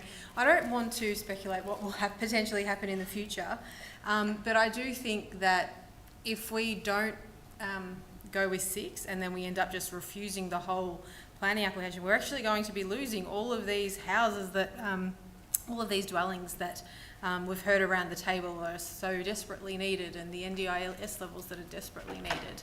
I've got concerns even with it at 6. I'm really concerned in the report, the part that says, as per the shadow diagrams provided, there is expected to be shadowing to the adjoining residential dwellings to the south from 11 a.m. onwards. For me, that is I would have been pretty peeved if that was my residential amenity being overshadowed from 11 a.m. every day. I'm concerned about the potential wind impacts. That hasn't had a full wind impact assessment done. I believe that it would have to be provided. The looking into the open space, it's by no means perfect, but I think that we're in a better place than we were, and I'm probably not willing to challenge it and going for an outright refusal. We're at the height, and for me that is probably where the concerns that I have heard are at.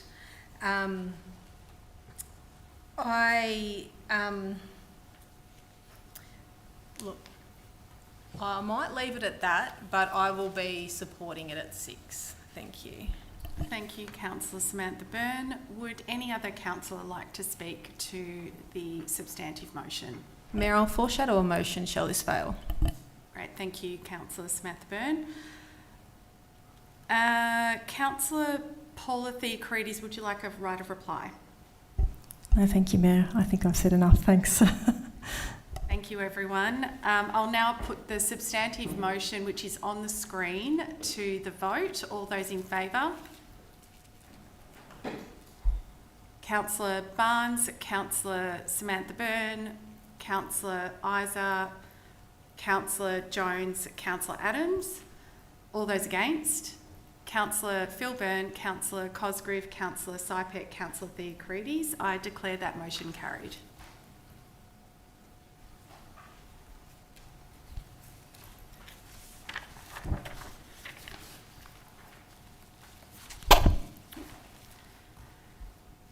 Thank you, councillors. The next report is item 9.2, endorsement of council submission parliamentary inquiry into the redevelopment of Melbourne's public housing towers.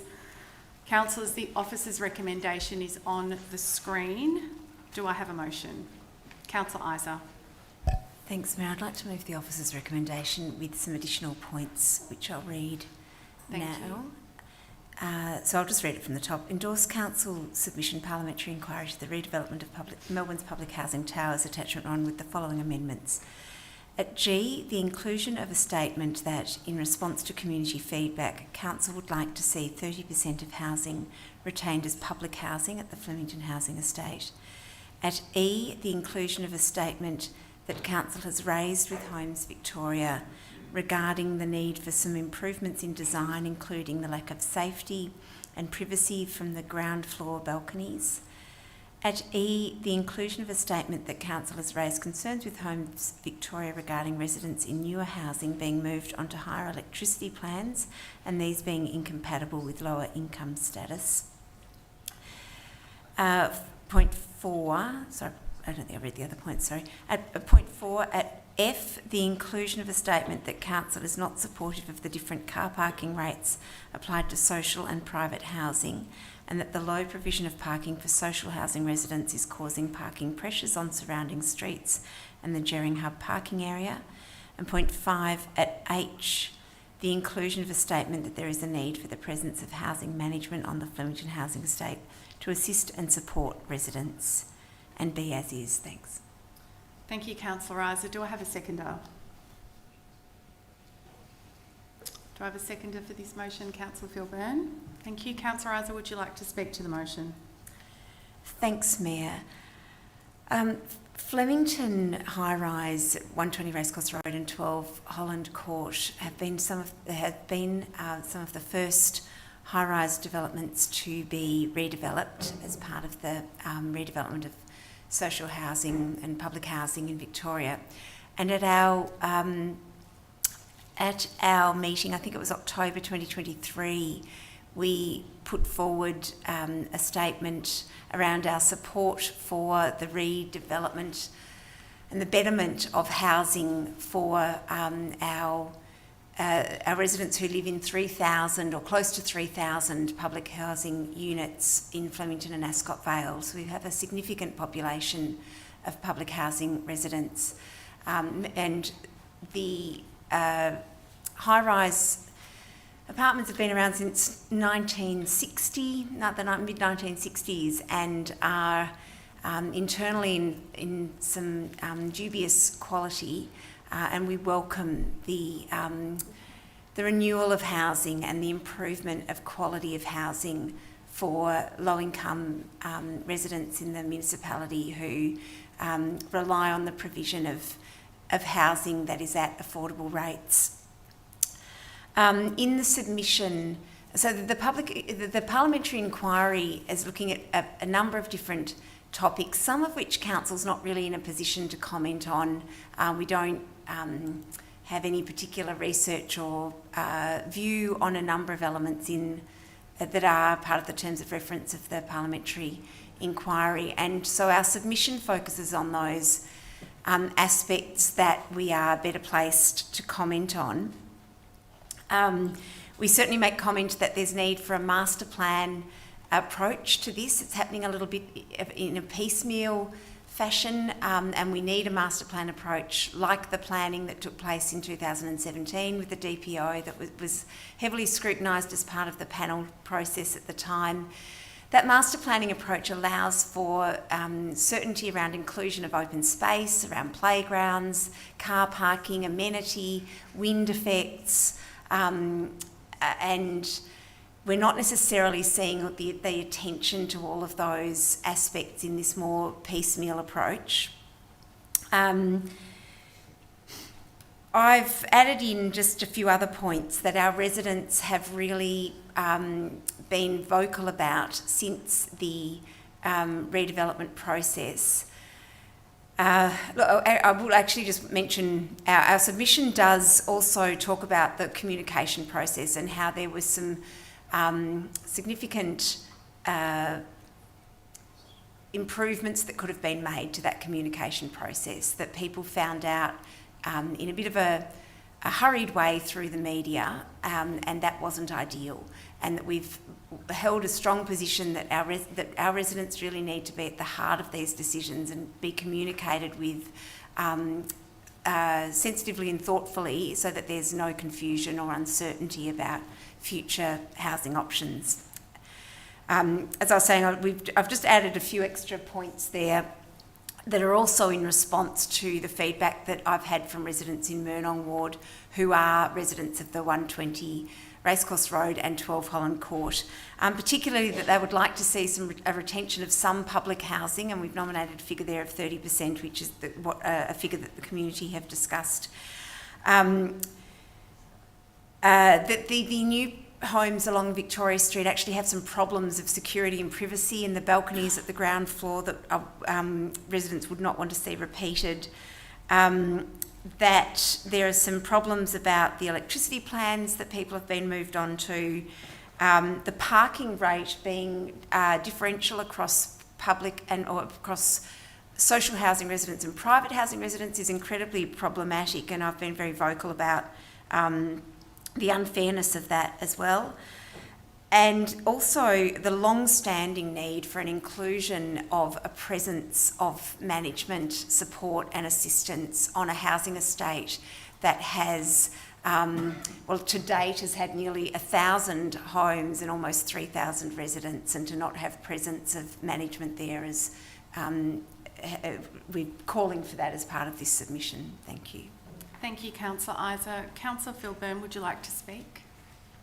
Yeah, thank you, Mayor. I just want to thank Councillor Isa for the amendments. I was fairly happy with the submission as it was, but I think these are really useful and important amendments. Just a couple of things that sort of jump out to me as well. On the topic of the design improvements and those sorts of things, and I know that through previous updates from officers that they are working closely with Homes Victoria on many of these sorts of matters, but sometimes the devil really is in the detail, where blobs on master plans look pretty good, but changes happen. Entry and exits ways gets moved to different sides of buildings. We can have changes to setbacks and landscaping plans changed, and some of the issues such as the balconies and other examples sort of come up around the Dunlop Avenue development, which for the most part is a terrific improvement down there, but has had some significant issues with just the way that a couple of points of that building interact with the surround. So I can't emphasise the need to focus on the detail with some of these.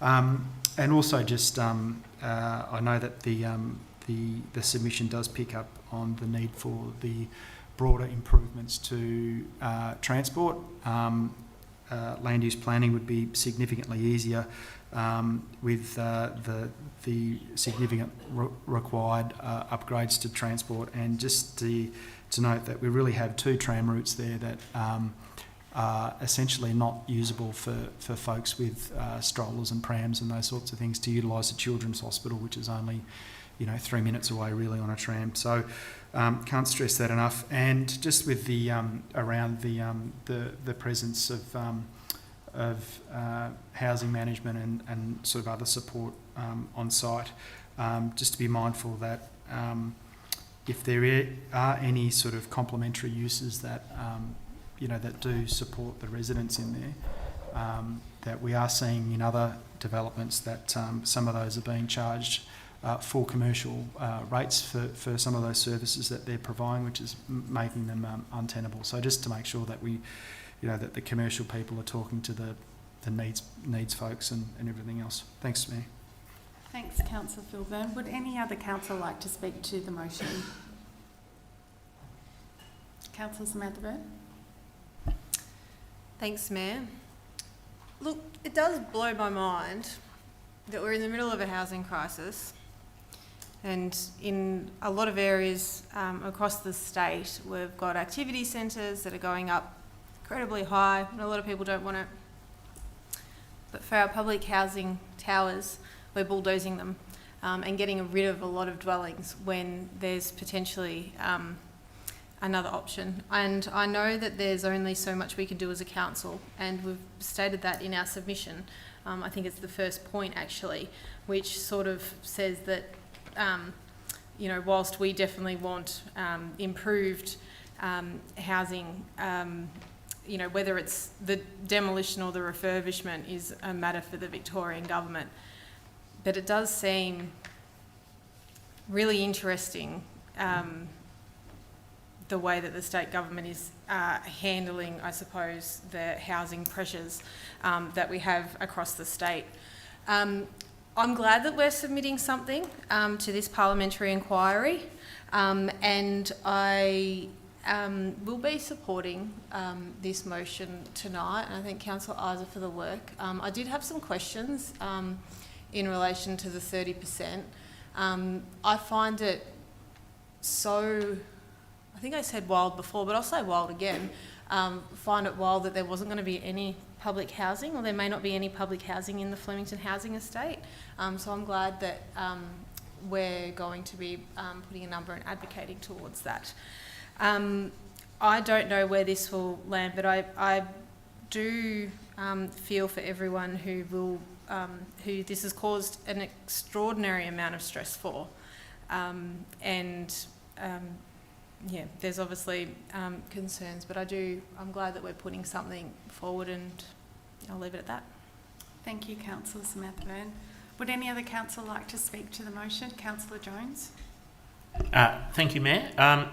I too echo Councillor Byrne's concerns about how the announcement of the demolition of the towers was announced, but I do think it's an excellent submission with the suggested amendments from Councillor Isa, and I will be supporting the motion with amendments. I think particularly for me, the three key points for me are the submission mentioning the need for a master plan. I think that's important as part of any redevelopment of the site.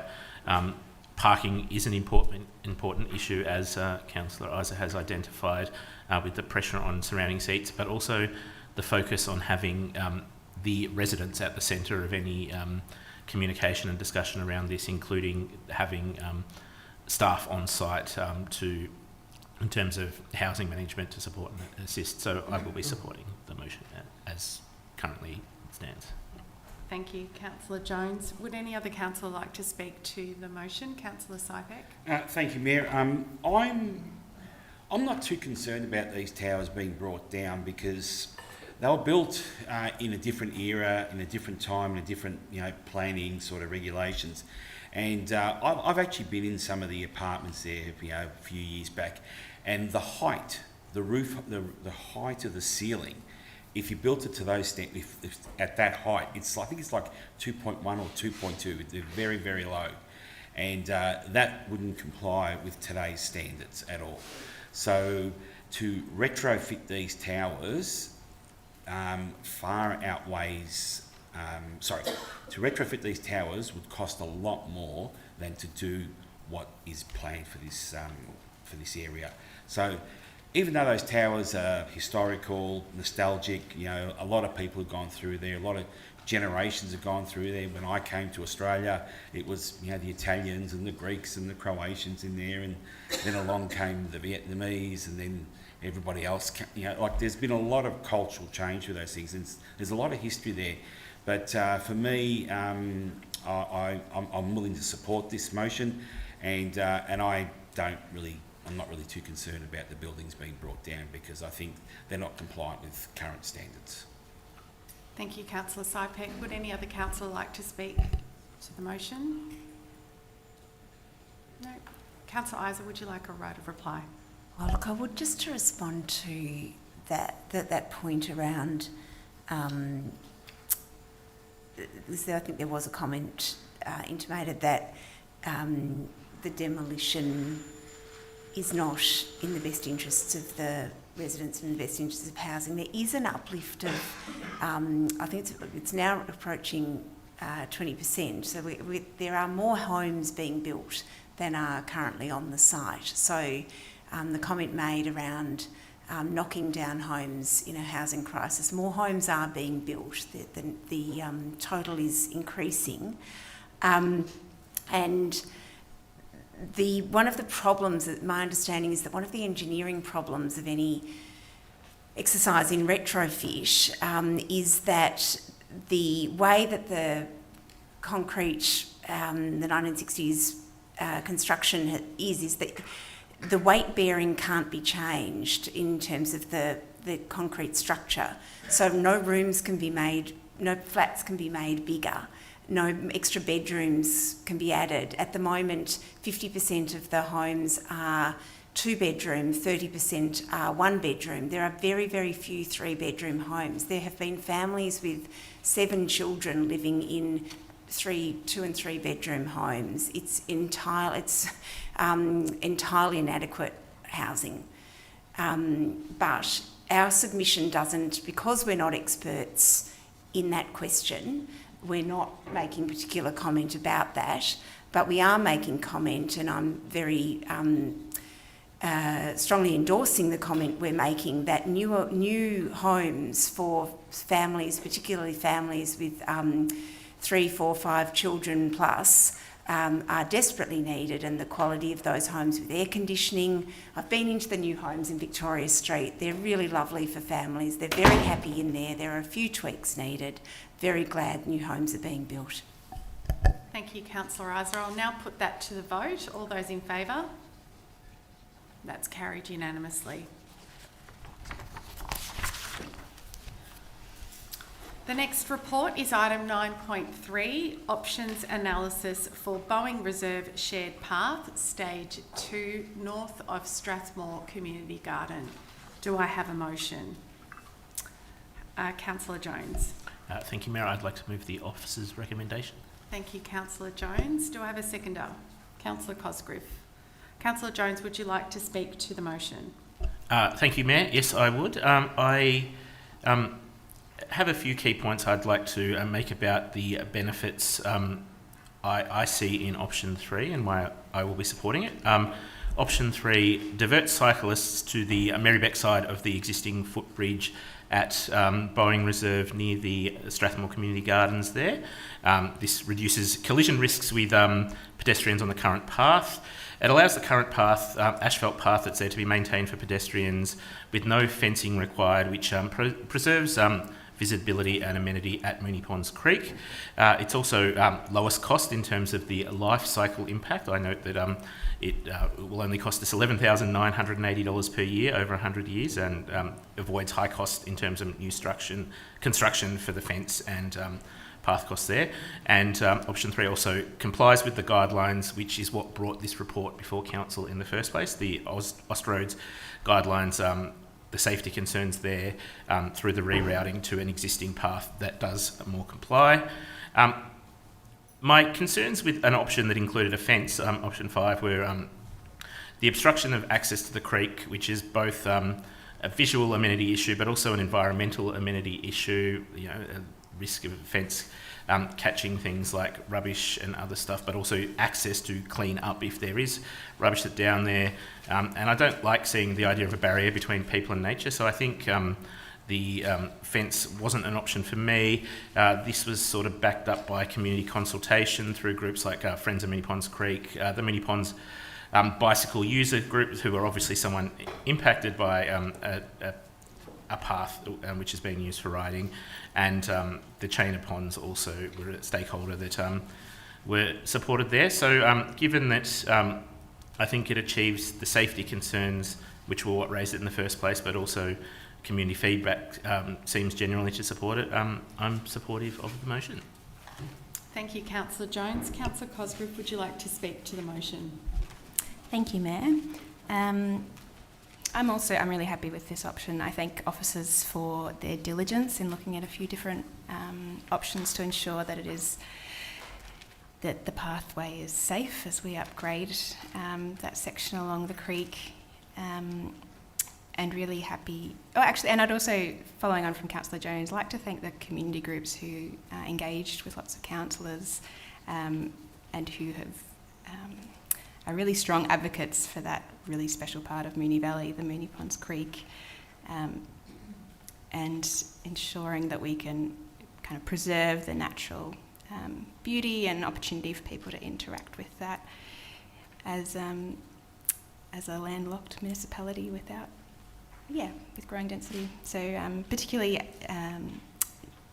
Nina Franceschi, I might mention, just because she presented to councillors twice and I think offered to take us all out to have a look at the creek.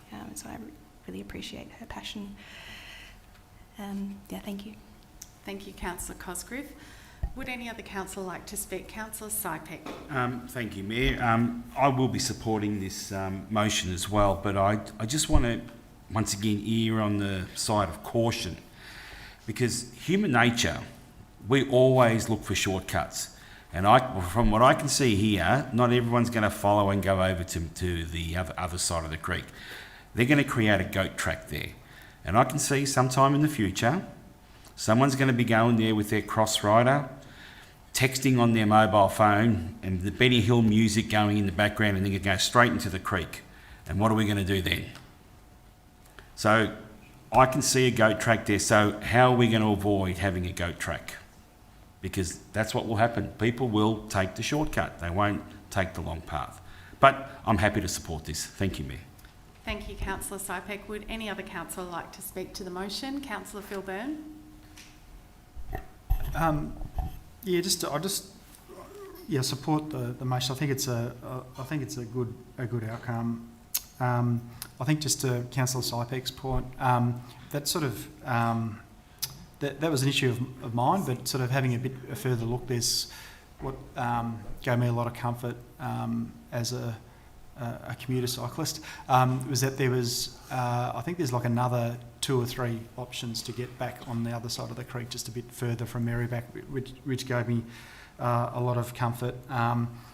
But acknowledge there that at some stage when you drop something to a more informal status, a decision not to manage something is a management decision. So I think that's watch this space for that.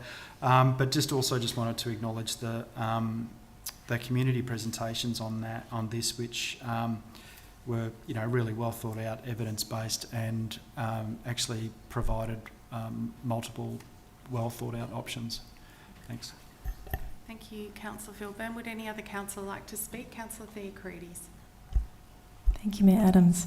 I just wanted to mention, yes, I'll be supporting the officer's recommendation, and for the many reasons that my fellow councillors have mentioned, but I just wanted to also acknowledge the members that were advocating on this option, the Friends of Moonee Valley, Moonee Ponds Creek, and who I spoke with, and Moonee Valley Sustainability as well, who have given their feedback, particularly with their group that are interested in active transport. So it was good to hear from a few groups' perspectives, but also wanted to acknowledge Nina Franceschi, who, as Deputy Mayor Cosgrove mentioned, presented twice, but also presented visual, which really helped me. It was a visual representation of what a fence would have looked like in comparison to what the area looks like now, and the fact that Nina reached out to all of us, and I believe myself and all my colleagues attended the creek and had a look at and walked around the creek. I know I did a full lap with Nina, and not only did it get me out of the house and into the outdoors, I'd never even knew that was there. So I'm supporting it not just for the cost benefit, for the fact that the community consultation was evidence-based and was based on data. And I thank the officers for their work and their due diligence to, I suppose, fact check and ensure that we're looking at all the options. But yes, I just wanted to mention, if anyone from the municipality hasn't been down there, I've thoroughly recommend it, especially if there's no fence there. So it's a lovely part of our municipality. So, but thank you to the officers and to the community. Thank you, Councillor Theocrides. Would any other councillor like to speak to the motion? Councillor Samantha Byrne. Thanks, Mayor. I won't be supporting this motion tonight. And I do so this was really tricky for me, because I think one thing that I was fairly sure on is that I didn't want a 515 metre fence along the creek. And I think that was a fairly, there was definitely a strongly held view by the residents that reached out. However, the thought that we had an opportunity to upgrade a pathway of which plenty of people use, bike riders, runners, people pushing prams, we had an opportunity to really increase a path, quite a popular path on our side of the creek. And instead we've gone the option to just tell everyone, just cross the bridge and use Marybeck. I feel like it's such a missed opportunity, and I know that we looked into various options, but I feel like with a bit more work, that there surely would have been some part, some way we would have been able to upgrade, not just maintain, which is what this motion is doing. So at the moment we're rerouting the shared path into Marybeck and maintaining the existing path arrangement. I feel like there would have, even if it was just for half of the length or for the 215 metres to still not require the extra fencing, whatever it may have been, I feel like we had a really good opportunity to improve a pathway on our side of the creek for so many people who love this area so much, and we've taken an easy option. So I'm not going to be supporting it, but I am thankful that we're not fencing off 500 metres of the creek. Thanks. Thank you, Councillor Samantha Byrne. Would any other councillor like to speak? Councillor Isa? I'm a bit confused by the last comment, because I think that I'm not quite sure what improvements are intended in that. We've had a number of community representatives strongly endorse this option to us, and encouraged us not to spend money unnecessarily, but encouraged us to look at the infrastructure that exists and not over engineer a beautiful naturalistic creek environment. I did a beautiful little run along the area several months ago in the summer, and I'm not really sure what is intended by the comments just made. It was a beautiful area to enjoy the natural creek environment. I'm very happy to support the option that's been put forward, knowing that it's also an option that's supported by various groups that look after and support and advocate for our creek waterways and environment and residents in the area. Thank you, Councillor Isa. Would any other councillor like to speak? Councillor Jones, would you like a right of reply? Thank you, Mayor. Just briefly, again, I'd like to reinforce thanks for community advocates, including Nina Franceschi, as mentioned, and all the other groups that did provide feedback in regards to the options there, and I commend the motion and the option as recommended by the officers. Thank you, Councillor Jones. I'll now put that to the vote. All those in favour? That's Councillor Barnes, Councillor Phil Byrne, Councillor Cosgrove, Councillor Isa, Councillor Jones, Councillor Sypek, Councillor Theocrides, Councillor Adams. All those against? Councillor Samantha Byrne. I declare that motion carried. Thank you, councillors. The next report is item 9.4, adoption of local area traffic management plan, Newmarket Precinct. The officer's recommendation is shown on the screen. Do I have a motion? Councillor Isa. Thanks, Mayor. I'd like to move the officer's recommendation with several additional points to point B. So I'll just read those additional points as point B. Points A, C, D and E as per the officer's recommendation. Councillor Sypek, call you to order. Thank you. Continue, Councillor Isa. No, it's okay. You're just chatting in the background. Thank you, Councillor Isa. Continue.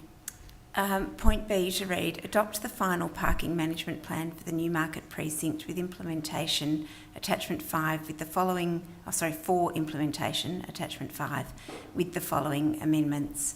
1. Implement a 12-month trial of 4-hour parking restrictions on the northern side of Farnham Street between Farnham Court and Wellington Street, with councillors to be informed of the outcome of the trial, that should say, not trail, at its conclusion. 2. No changes to Lee Street. However, this will also be reviewed at the conclusion of the Farnham Street trial. 3. Implement a 12-month trial of permit parking from 5 p.m. to 7 a.m. on the western side of Victoria Street from High Street to Racecourse Road, with councillors to be informed of the outcomes of the trial at its conclusion. 4. Retain two-way cycling access along the length of Victoria Street. 5. Implement a 12-month trial of 2-hour parking on non-event days on the eastern side of Glance Street, with councillors to be informed of the outcomes of the trial at its conclusion. 6. Implement a 12-month trial of 2-hour parking on non-event days on the western side of Crown Street, with councillors to be informed of the outcomes of the trial at its conclusion. 7. Conduct further consultation and investigations to consider 2-hour parking in Bryant Street and 4-hour parking in High Street and inform councillors of the outcome. 8. Request an investigation into the safety of the pedestrian crossings in Kent Street and how the sightlines can be improved so that approaching vehicles can see pedestrians waiting to cross, particularly children, as well as traffic management in Burton Crescent. 9. Request an investigation into closing Edinburgh Street and Crown Street to non-local traffic during major events to prevent parking and cut-through traffic. 10. Request an investigation in collaboration with the City of Melbourne and Vic Roads into the provision of a crossing supervisor at the intersection of Smithfield and Racefield Road or another appropriate crossing point on Racecourse Road, as well as any additional safety measures at this intersection. 11. Request a review of the location of the postal stopping space and post box on Racecourse Road to avoid the interference with footpath trading. 12. Write to the Department of Transport and Planning requesting further improvements to cycling infrastructure between Middle Street and Queen's Avenue on the eastern side of Ascot Vale Road. 13. Write to the Department of Transport and Planning requesting urgent improvements to the tram stop on the southern side of Racecourse Road as part of the improvement plan.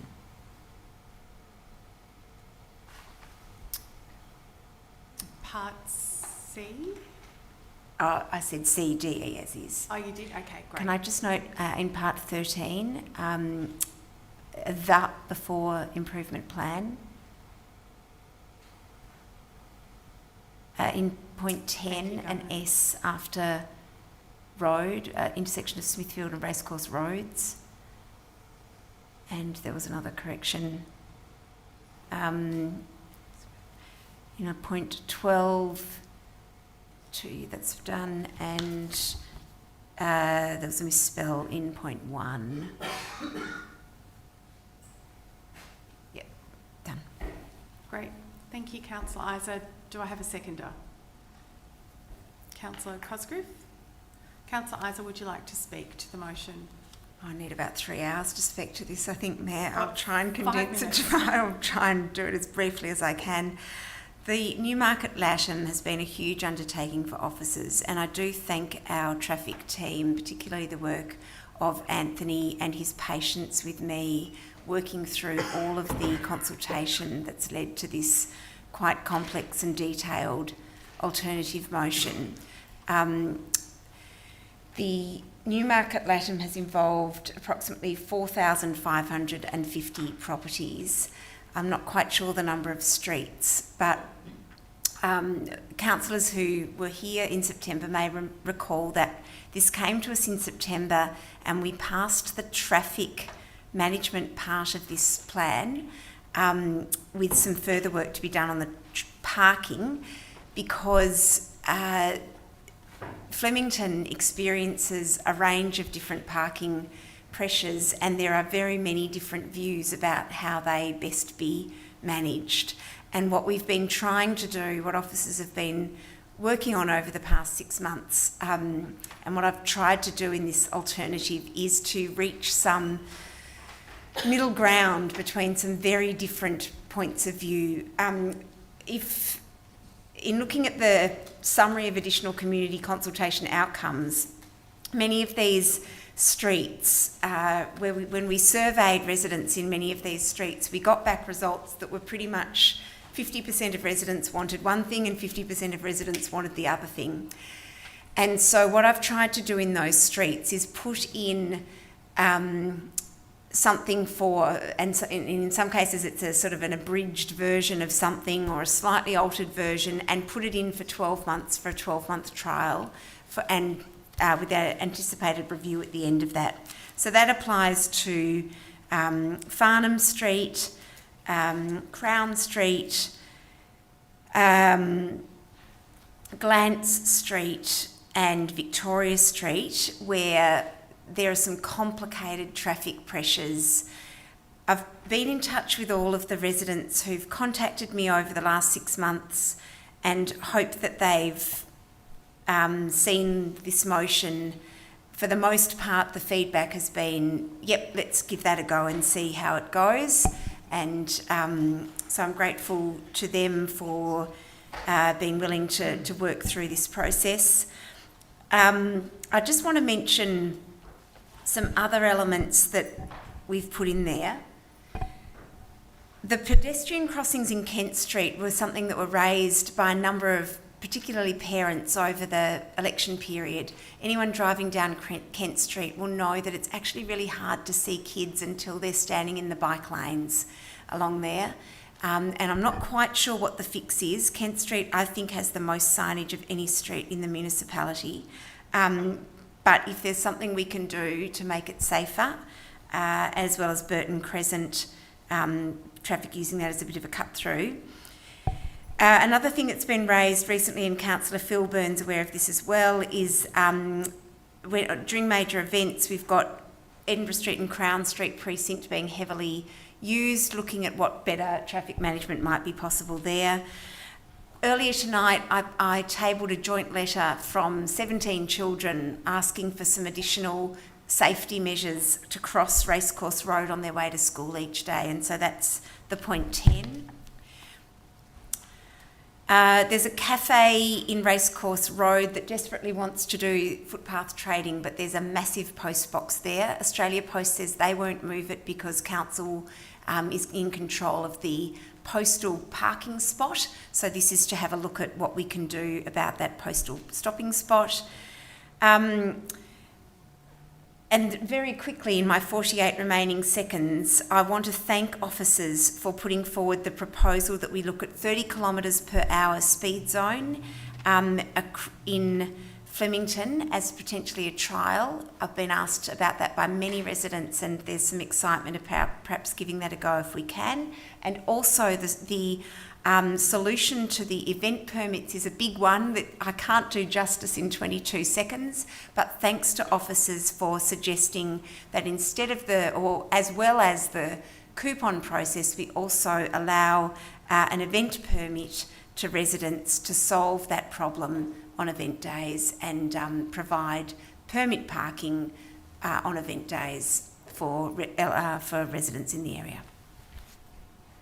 Thank you, Councillor Isa. Councillor Cosgrove, would you like to speak to the motion?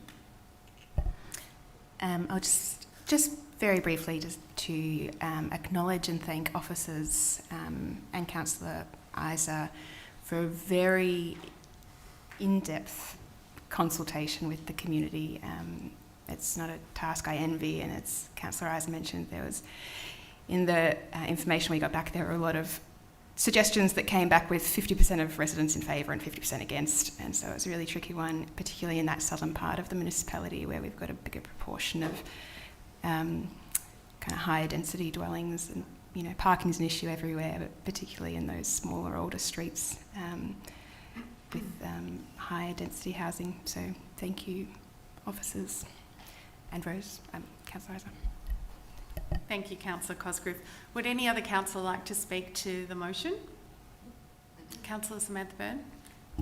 Thanks, Mayor. I'd like to move an amendment to delete point D. Thank you.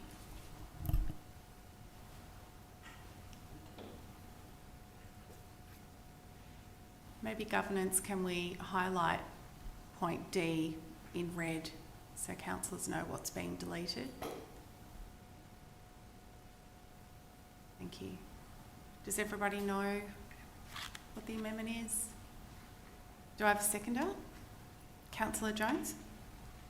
Councillor Samantha Byrne, would you like to speak to your amendment? I will, and I'll keep it brief. And that is that we have a lot to do and a lot planned to try to make our streets safer. And I don't think that this should be one of the priorities of keeping us. I don't think that reducing streets to 30 kilometres per hour should be a priority that that our officers should be investing time into, looking into.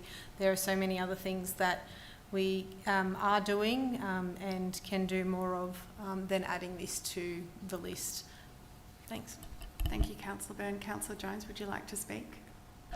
Just to reiterate on what Councillor Byrne said, I think in terms of a lot of the initial proposed amendments that were made by Councillor Isa, I'd see them, having grown up in the area, I'd see them as a higher priority than investigating the lowering of speed, and think that the focus should be on some of the other amendments instead. Thank you. Thank you, Councillor Jones. Would any other councillor like to speak? Councillor Sypek? Okay. You want me to speak? Sorry, I saw you put your microphone on, so I just assumed. I'll have a chat. You don't have to. That's all right. It's okay. I'm in two frames of mind. I see a lot of good in this, but I also actually now think about what Councillor Byrne and Councillor Jones have said about the 30 kilometres and as a priority. But we have professionals. We have professional traffic officers who don't need to be directed, but they've got other measures that they can do controlling traffic, whether it's chicanes, speed humps, whatever. I'm not an expert, but I would rather leave this kind of stuff because it is a topic that a lot of people talk about. Like I've got a 40 kilometre zone near Peggs on Rachel Road and Old Keilor Road, and that 40 zone there is all day, every day, even out of school hours. I would be looking at that, just having it in school hours at 40 kilometres. So I would rather leave it to the experts. I would rather leave it to them to come back to us with ideas, because there could be better ideas than just reducing to 30 kilometres. I mean, that's sort of like a real hard sort of, this is what draconian sort of, 30 kilometres, you can't go any further than that. So I'm going to leave it to the experts. Thank you, Councillor Sypek. Would any other councillor like to speak to the amendment? Councillor Phil Byrne. Thank you, Mayor. I won't be making any amendments to suggest it be dropped to 20, but I will just pick up on a couple of points. Just wanted to highlight that before people get too excited, we are talking about investigating the feasibility of introducing something, and then it would come in as a trial basis. I'm not going to go into the pros and cons, but I just note the work that Infrastructure Victoria and others have done around safety. I just don't think it can hurt to have a look at anything that keeps our streets safer, the kids going to school safer and all of that. Happy to have a look at it. Whether that means I'd ultimately end up supporting something like that, well, that's going to depend on what comes back, but it's not doing that. It's just having a look.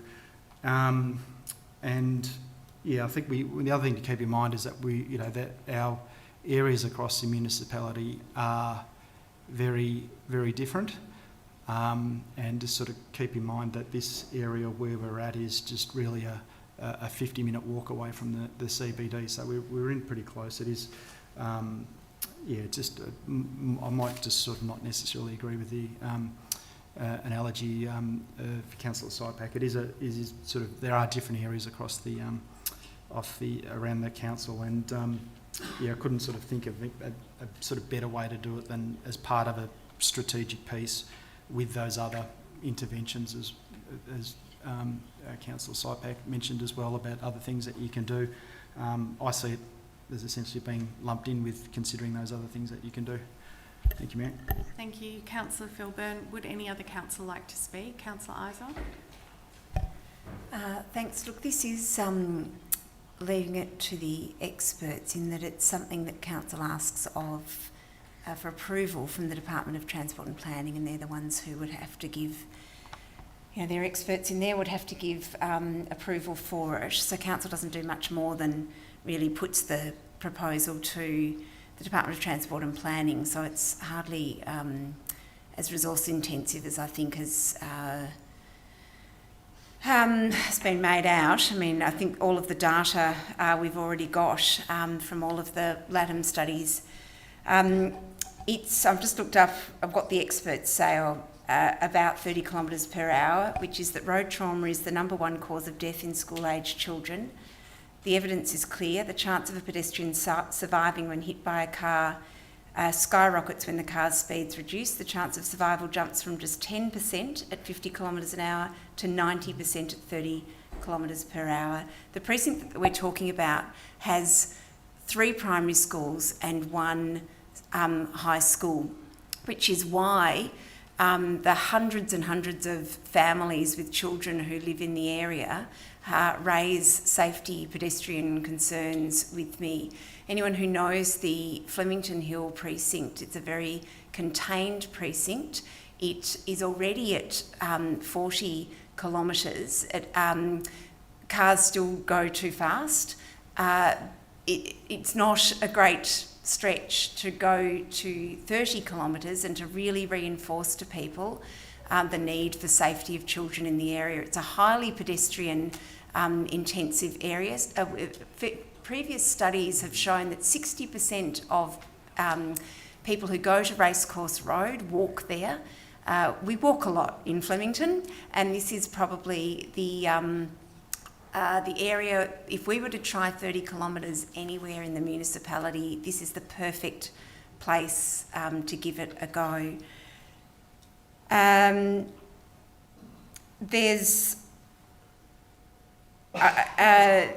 Look, I take the point around, school zones, whether or not weekends are differentiated from school zones. I think that's school times. I think that's something that could potentially be incorporated in the advocacy, whether there's a difference between. But having said that, there are so many kids who live in that area of Flemington Hill that I'm imagining is the best place for a trial, that when they're not at school, they're often roaming around, walking with their friends and families across Flemington, and need to be safe 24/7. Thank you, Councillor Isa. Would any other councillor like to speak to the amendment? Councillor Theocharides. Thank you, Mayor Adams. I've actually enjoyed hearing the debate about this, because I to be honest, as I'm supportive of all the amendments, but wasn't too sure about this one. So I thank my colleagues for sharing their thoughts on it. I can see the I can see where it would be helpful to have a feasibility study, a feasibility done on this, and then the outcomes reported back to councillors. I also can see that there could be other measures that could be used, but I also see the point that in that area, the 3 primary schools and the high school as well, because I have some safety issues in my areas around schools, so I certainly see that perspective. So it's been, for me that was 50-50, it's been helpful hearing everyone else's thoughts on that. What I'm weary of though is while I'm wary of this setting precedents for other areas in the municipality, but I'm also comforted in the fact that the LATAM studies look at the area within the constraints of the area and the what's around in that area, knowing that each area of the municipality is different. So yes, I'm concerned about this setting precedents, but I'm also comforted in the fact that the LATAM studies do look at sections of the municipality and don't sort of do a blanket approach. Yeah, so thank you. Thank you, Councillor Theocrides. Would any other councillor like to speak to the amendment? Councillor Cosgrove. Thank you, Mayor. Just to say that I don't support removing point D. My understanding is, the officer's recommendation has come out of this period of very extensive data collection and community consultation. It's not something that I think has been thrown in randomly. It's not about making this a priority project or redirecting priorities that we have elsewhere in the municipality. I think it's appropriate and responsive to the fact that we've just done an enormous study and have a huge amount of data, and members of the community are asking for it. I think another thing about the LATAMs, the local area traffic management plans, is that they're designed to be locality specific, however you say that.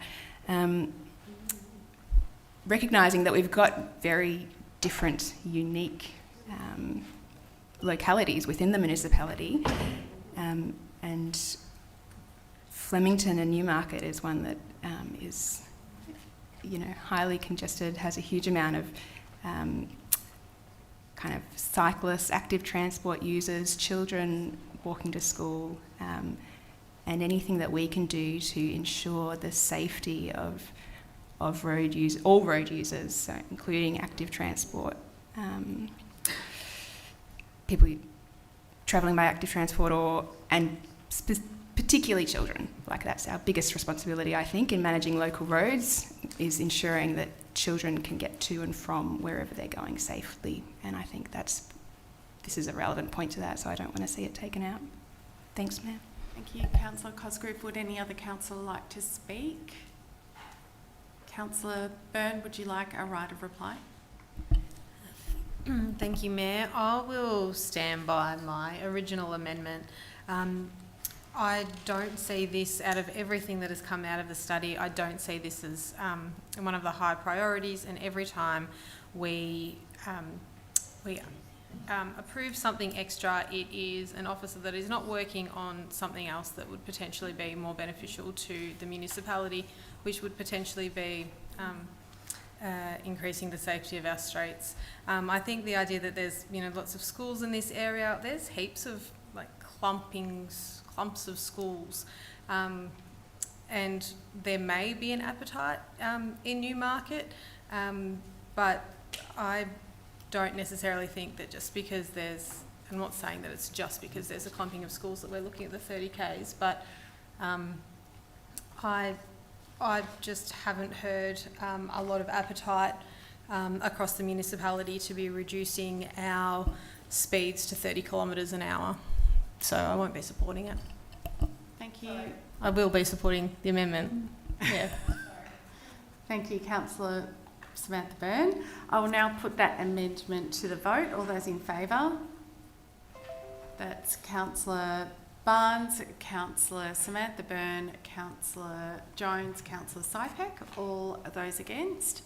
Councillor Phil Byrne, Councillor Cosgrove, Councillor Isa, Councillor Theocrides, Councillor Adams. I declare that amendment lost. We will now revert back to the original motion where Councillor Isa moved, Councillor Cosgrove seconded, both spoke, as well as Councillor Samantha Byrne. Would any other councillor like to speak to the motion? Councillor Phil Byrne. Thank you, Mayor. The main sort of thing which jumped out at me with the with all of this work is the importance of the community getting involved in the LATAM processes when that comes around. So I think that the onus is on us within our wards when it's, I guess it's our turn to progress with this work, that we really do encourage people to put submissions and make sure that their views on traffic management and parking are made very clear to us. And I just wanted to acknowledge the work of officers and Councillor Isa to get us to this point. As someone who has one of these coming up in my ward, I might have a few questions for everyone on this, but yeah, I support the amendment. Thank you, Mayor. Thank you, Councillor Phil Byrne. Councillor Samantha Byrne. I'm just going to ask for the motion to please be split. I'll consider that. What is it that you are wanting to split, Councillor Samantha Byrne? Well, D out, but yeah. Considering it was part of the officer's recommendation to begin with, I will not split the vote. Would anyone else like to speak to the motion? Councillor Jones? Thank you, Mayor. I would like to thank the officers and also Councillor Isa for her amendments. I think they are some important amendments there, noting a couple of things. As Councillor Isa briefly mentioned, some of the feedback was inconclusive as to what should be done, but that doesn't necessarily mean that we should do nothing. And I think some of these suggested amendments and trials will help guide us for more long-term planning.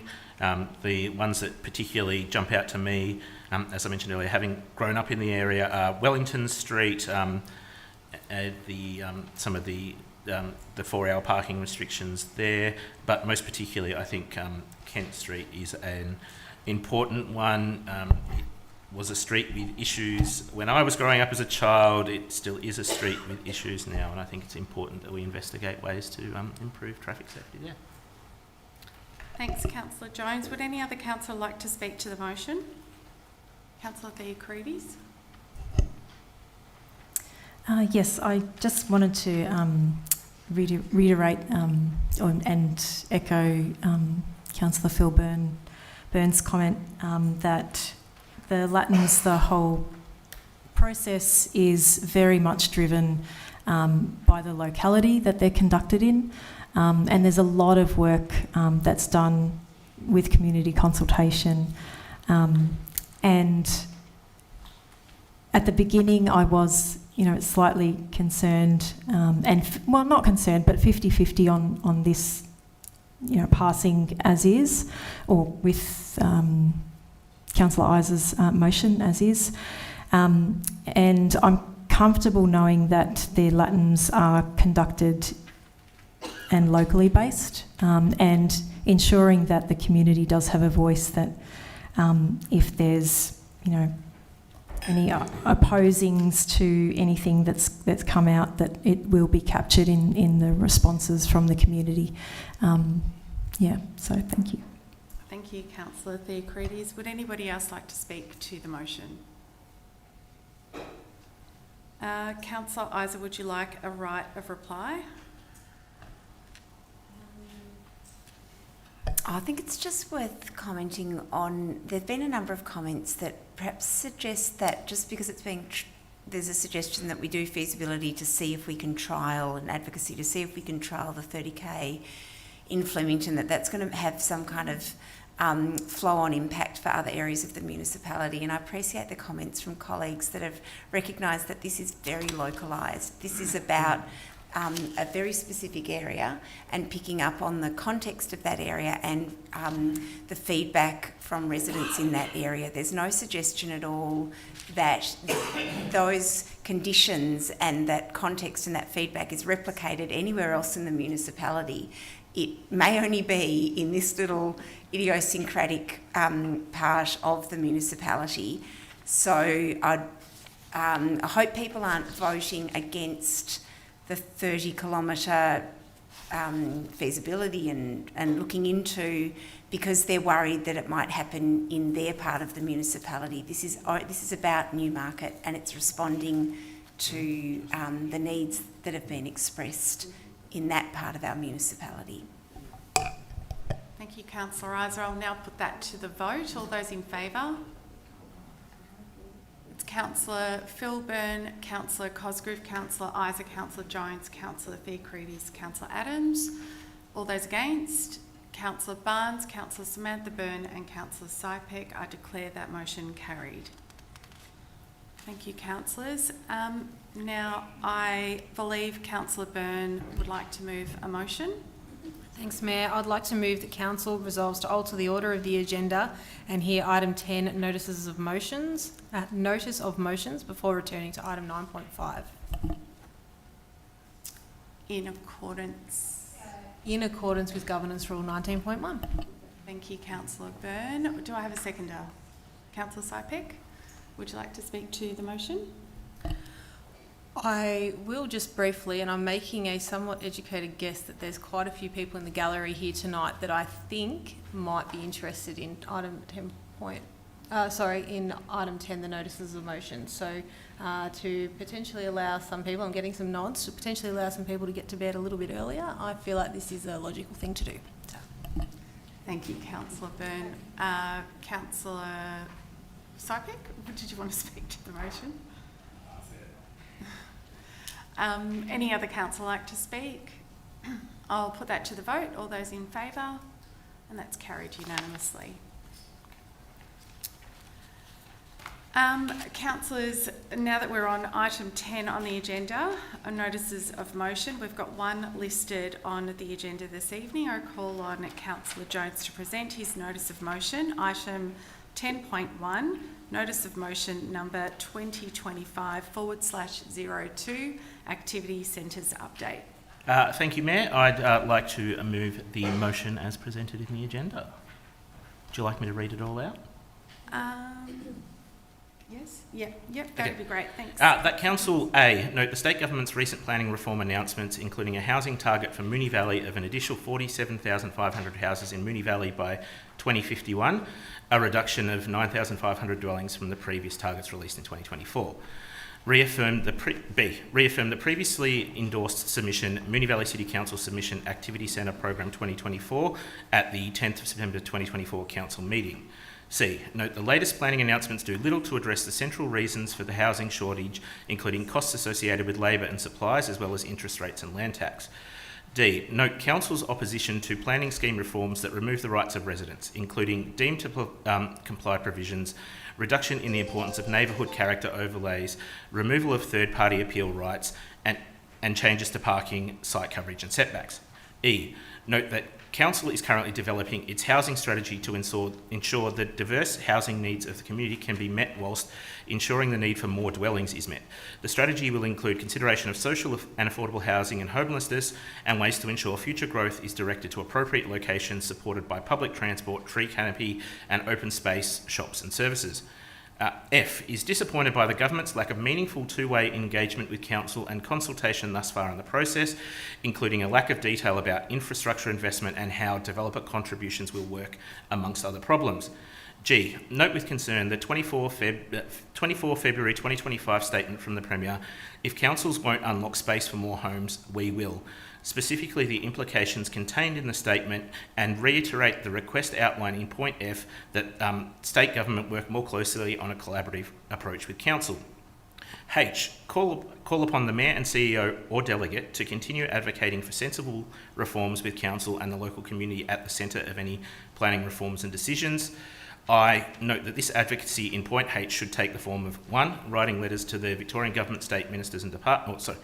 I'll repeat. Point 1, writing letters to relevant Victorian state government ministers and departments. 2, writing letters to local state members of parliament. And 3, writing letters to the relevant Victorian state government shadow ministers. Thank you, Councillor Jones. Do I have a seconder? Councillor Barnes. Councillor Jones, would you like to speak to the motion? Thank you, Mayor. I'm speaking about this motion tonight and strongly in support of it, not just as a matter of planning policy, but as a matter of public trust and a local voice for us as a council and for our local residents. The recent announcements of a housing target of 47,500 new homes is significant. It's a slight reduction from the earlier forecast, but it's still a substantial number. And what's missing from the announcement for me is the how this should be achieved and could be achieved.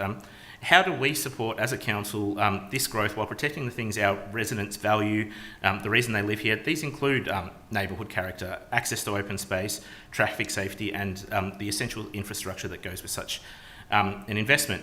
And how do we ensure that our council and community have a meaningful seat at the table, not just as the role of passive compliance? For me, this motion does a number of important things.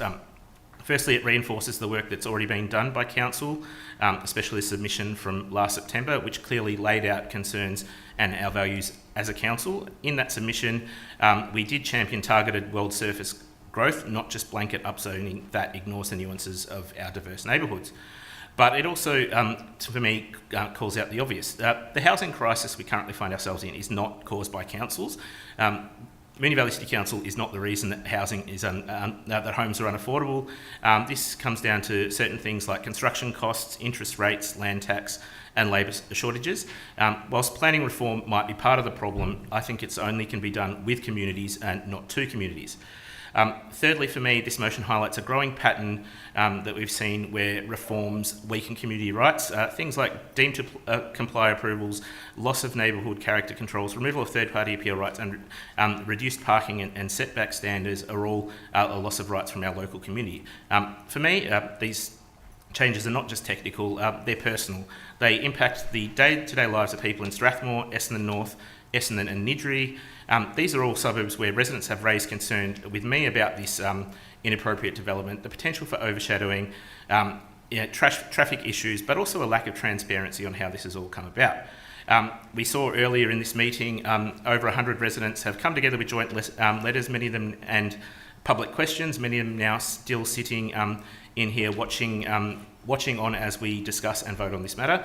These residents aren't anti-housing. They want smart housing in the right places with the proper services to match.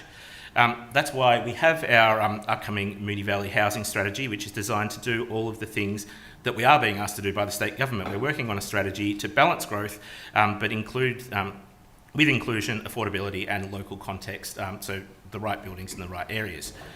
This strategy is critical to addressing social and affordable housing needs, option for older residents, support for renters, and protections against displacement. All this we can do with the intent and care that only comes by this being a local decision. Meanwhile, we've had a very little meaningful engagement to date from the state government. There's no detailed modelling on the public websites about how the infrastructure development will keep place, and I haven't seen a clear answer on how developer contributions will work. More concerning for me is then when the Premier's statement came out, if councils won't unlock space for homes, we will. This sounds like a great media grab, but it disregards incredible work we've already done and disregards the democratic rights of local people to have their say in how their suburbs evolve. For me, this motion calls for renewed advocacy. It asks the Mayor and CEO to continue representing Moonee Valley in all conversations about planning reform. It asks for letters not just to be sent to ministers, but also our local MPs and shadow ministers. It's not about politics, it's about standing up for our residents and sharing that with all sides of state parliament. I think this is a balanced, fair and forward-looking motion. It supports more housing, but not at the expense of what makes Moonee Valley special currently. I don't think anyone around the table is anti-development. We just want to make sure it's done right, and that only can be done if it's done at a local level. Thank you. Thank you, Councillor Jones. Councillor Barnes, would you like to speak? Yes, thank you, Mayor. Councillor Jones, well done. You've done it 20 times more efficient than what I would have. Thank you. We have a duty as Moonee Valley ratepayers and councillors to the people of North Essendon and Niddrie and the places where these things are going to be supposedly built. The privacy, the views, the invasion that could be caused. We have passionate residents that I have had coffees with, sat with, spoken to, on phone calls with, that have shown that their dislikes and discerns. We're being bullied. No one likes to be bullied. They like to be treated with respect. They'd like to be shown common courtesy. They haven't been given that respect. They haven't been given a voice that people would listen to. I went to one meeting and we weren't allowed to voice our opinions. We were just told to shut up or they were going to shut the meeting, which is quite an ordinary response. There's a lot of rules and regulations which I still don't understand. Councillor Jones is probably a bit more over it than what I am because he's pretty well rehearsed the way his speech went. But it's my area, it's my home that is going to be affected, and I will fight tooth and nail for that. And that's what we're here for. That's what I was elected for, and I'll be protecting it with my life. So, thank you, Mayor. Thank you, Councillor Barnes. Would anybody else like to speak to the motion? Councillor Cosgrove? Excuse me. I guess I'd like to start by thanking Councillor Jones and Councillor Barnes for the kind of community representation and the engagement from the community on this matter. I know it's been really important and you've been really committed and diligent to reaching out to us and expressing those concerns. It's a really big motion with a lot of separate parts, I guess. Can I move an alternative motion? Sure. Is that okay? An amendment? Yes, amendment. Thank you. Yeah, I'd like to move an amendment to remove sections. I think we have one drafted. Remove section C and alter section F. Do you need me to read section F? Yes, please. So point F would change to note that council request that the state government work more closely on a collaborative approach with council.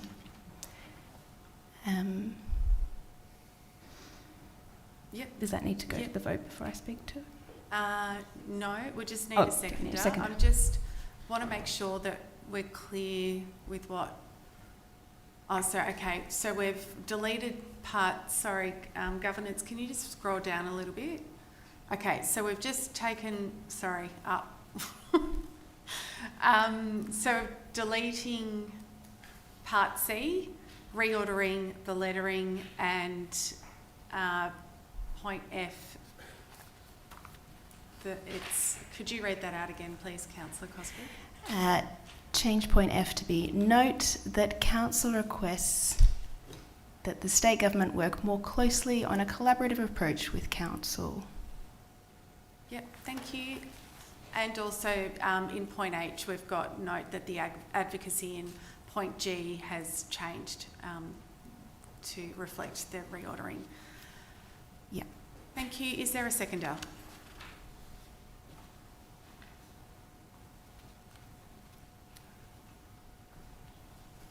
Is there a seconder? Councillor Isa? Councillor Cosgrove, would you like to speak to the... Before we do that, Mayor, can I move a point of order under 32.3? I think the amendment in point F substantially changes the meaning of the motion, and it should be considered as an alternative motion if the current motion before you is lost. Thanks, Councillor Jones. I will consider that point of order.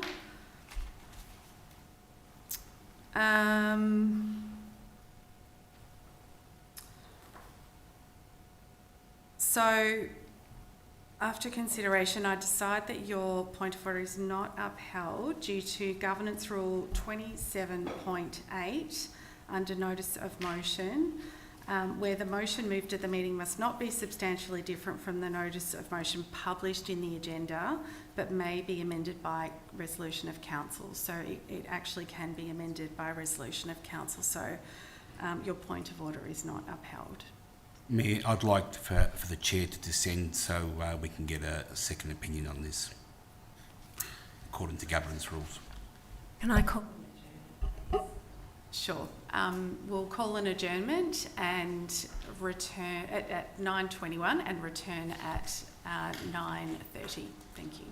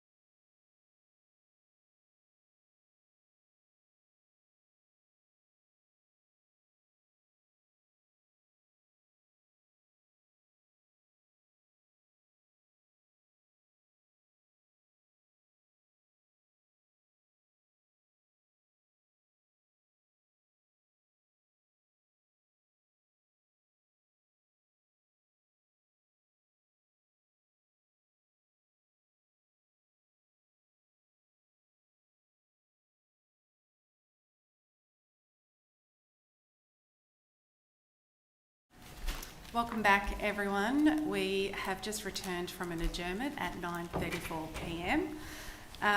Before we left, Councillor Sypek wanted to dissent a motion. Councillor Sypek, what is your motion? My motion is that the Chair's ruling on Governance Rule 27.8 be dissented from. Councillors, do I have a seconder? Councillor Barnes. So moved Councillor Sypek and seconded Councillor Barnes. Now I'll vacate the chair and ask the Deputy Mayor to chair the meeting.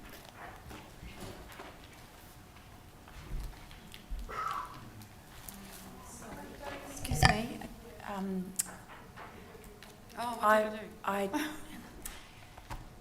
I don't quite know how to manage this, but the motion that Councillor Sypek moved cited the rule that the point of order was not moved on. The motion that Councillor Sypek moved cited rules 27.8. The point of order was referred to rule 32.3. I don't quite know how to manage that. My advice was given to me by governance, so who are we going to listen to, Councillor Isa or governance? I'm not too sure now either. Do we call an adjournment?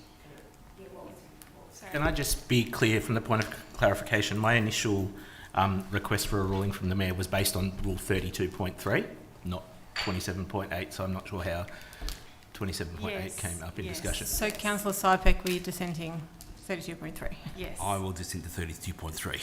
Okay. Great. So I'll now vacate the chair and... we'll have a seconder. Sorry, we'll start that again. So a seconder, Councillor... Councillor Barnes. So moved Councillor Sypek, seconded Councillor Barnes. I'll now vacate the chair and ask the Deputy Mayor to chair the meeting. Thank you. I don't have any words. Councillor Sypek, would you like to speak to your dissent motion? I also agree with Councillor Jones that this amendment completely changes this notice of motion, completely. We're basically going from giving someone a scratch to inviting them over for afternoon tea and cucumber biscuits.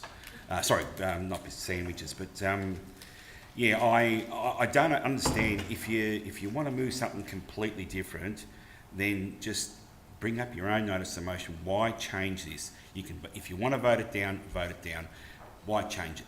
I think the wording that we're taking out of here, I think is actually quite relevant to what the topic we've got here. So, for me, I think that the wording should stay. Thank you, Councillor Sypek. Mayor Adams, would you like to respond? I will. Thank you, Deputy Mayor, and thank you, Councillor Sypek. In ruling against the motion, I took into consideration the amendment is not negative or contrary to the motion. We've had repeated legal advice on the meaning of this clause in the governance rules. We've also been advised that this clause only applies when an amendment creates a new motion that is directly opposed to the original motion. The amendment moved clearly does not do this. It removes one of 9 separate points and removes one quote that does not negate the motion or make it the opposite of what it was. Thank you, Mayor Adams. Governance, is it possible to have the dissent motion put up on the screen? No. No, it's a council request. Let's do it. Sorry. That's the same. Let the council request and say go more close and clever. Thank you. Okay, councillors, so I'm going to put the dissent motion to the vote. It's on the screen at the moment. That the Chair's ruling on Governance Rule 32.3 be dissented from. All those in favour? Councillor Barnes, Councillor Byrne, Councillor Jones, Councillor Sypek. All those against? Councillor Phil Byrne, Mayor Adams, Councillor Isa, Councillor Thucarides, Councillor Cosgriff. I declare that motion lost. I will now vacate the chair for the Mayor.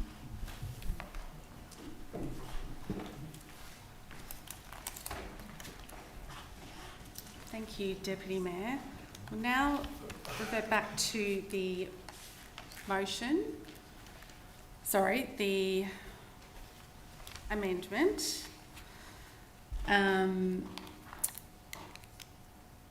We've had Councillor Cosgriff move the amendment and Councillor Isa second the amendment. Both have spoken to it. Oh, no, they haven't actually. Sorry, Councillor Cosgriff. It was while you were speaking that it was raised. So you've got the call. Thank you, Mayor. Thanks everyone for your patience there. I'm sorry for any part I had in that confusion. The reason I wanted to put the amendment is because I don't want to vote against the motion. Like I said, I really commend Councillor Jones and Councillor Barnes and the community who have worked together in putting up this notice of motion for an issue that's obviously really important to the community.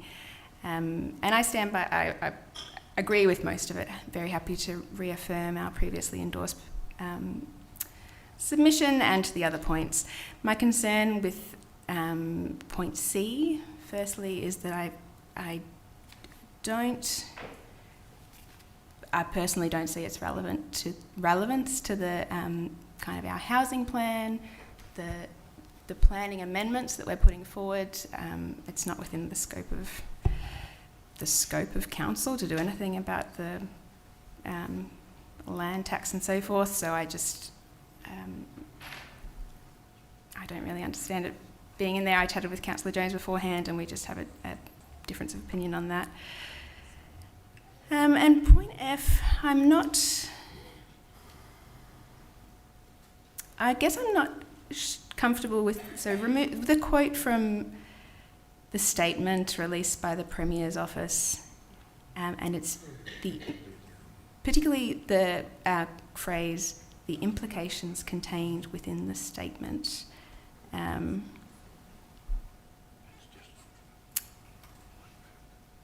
I don't think there's enough clarity in that point for me to be comfortable in voting to support it, but I really appreciate the motion coming and want to support it, and that's why I put forward these amendments. Thanks, that'll do. Thank you, Councillor Cosgriff. Councillor Isa, would you like to speak? Thanks, Mayor. Thanks, Councillor Cosgriff, for moving the amendment. Look, I appreciate the motion, and for the most part, it says similar things to our submission that we made in September last year. So I appreciate that it's really just bringing those same points before us. Not a lot of difference there, and happy to reiterate the points that we made last September. I support the removal of point C because I think that it tries to reduce an incredibly complex economic argument to a sentence that leaves out a few critical factors or critical influences in the housing crisis, namely negative gearing, capital gains tax, a whole other range of factors to do with rental issues. So I think rather than try to improve that clause by making it more comprehensive, I think, and we don't have to make a statement on the housing, the causes of housing shortage. So I think it's best to remove that. I think it improves the motion by removing that. And point F, I don't think that it helps us to on the one hand, say, to be critical of the Premier and in the same clause and the same sentence request that the state government work more collaboratively with us. I think that's a fairly mixed message. So I think it's a cleaner clause to make that. The point of the clause was that we're requesting the state government to work more collaboratively with council, and I think it's a stronger point if we remove an unsourced really verbling of the Premier in that first part of the clause there. So if we take those things out, I think it's a motion that I'm very happy to support. Thank you, Councillor Arzer. Is there any other councillor that would like to speak to the motion? Councillor Sypek? Yeah. Councillor Theogrides? Thank you, Mayor. As my colleagues have mentioned, we are always appreciative of the advocacy of our community and bringing forward their opinions. Personally, I'll just remind you that we're speaking to just the amendment. Yep. Personally, I think that it enhances our role, and I mean this is why we're elected, and it enhances my understanding of different points of views. And when you have different points of views, as well as evidence and data, you can make a bit more informed decision. With the particular motion and removing C and altering F, in speaking to that, Councillor Isa did mention a few other economic factors in regards to the housing shortage that I was going to mention, so I won't repeat them. I think that I agree with removing this because it's not really telling the whole story, and it doesn't do anything to sort of support our stance in supporting the community. But the conundrum and where I've found myself tossing and turning over these amendments is the amendment to point F, because, and I'll explain why, I understand, while I understand removing the quote, while I understand where the Premier was coming from, because as we've just seen in 9.1, I think, with regards to, a developer proposing a 10-storey coming down to 8, and then the outcome of that debate. I can see the intent, but I understand the point where this the original motion was coming from, because I don't think that should have been said publicly. So I understand both sides of that, but then I also understand taking out that phrase in point F because of the contradiction, because we're not in, if we are still have a partnership with state government with in terms of advocacy projects that we are currently advocating on and so forth, but then we are saying that it's these implications that aren't specified. So again, there's this not so much clarity around that as well. So I'm a bit concerned about the contradiction of this paragraph. But in saying that, I also understand the inclusion of the phrase, because whilst we saw an example of that play out, it shouldn't have been said publicly.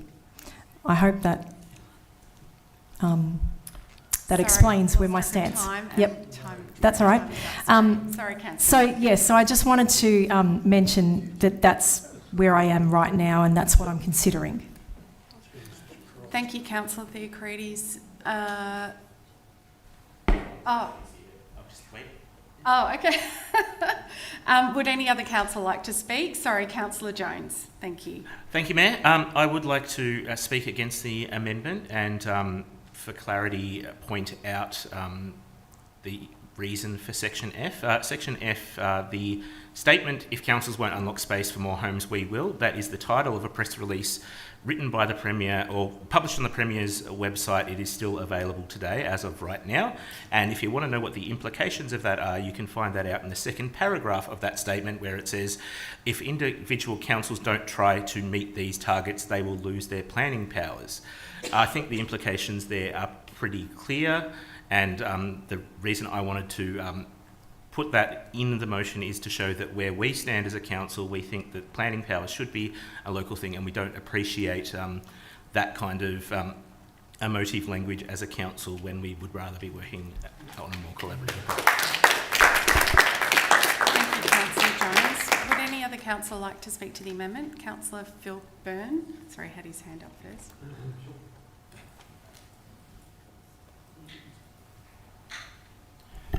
Thanks, Mayor. Just on the paragraph F as a start. I mean, I just don't think that there's anything that's in that statement that directs Moonee Valley as being in the Premier's sights. I mean, there's 78 odd councils. You know, however many of those are urban councils. And I think it's been pretty clear, if you've been watching this space, that there's a few councils out east that have done 3/4 of the proverbial over the last 30 years around increasing their densities and completely locking things down, where on the contrary, Moonee Valley, since the Melbourne 2030 and the first iterations of Plan Melbourne, has done a lot of heavy lifting with regards to density, and that's been led by many of our colleagues around the table here today. So just on face value, I just don't think we should be a bit precious about that comment from the Premier. I don't think it was directed at us at all. Just on the matter of C, I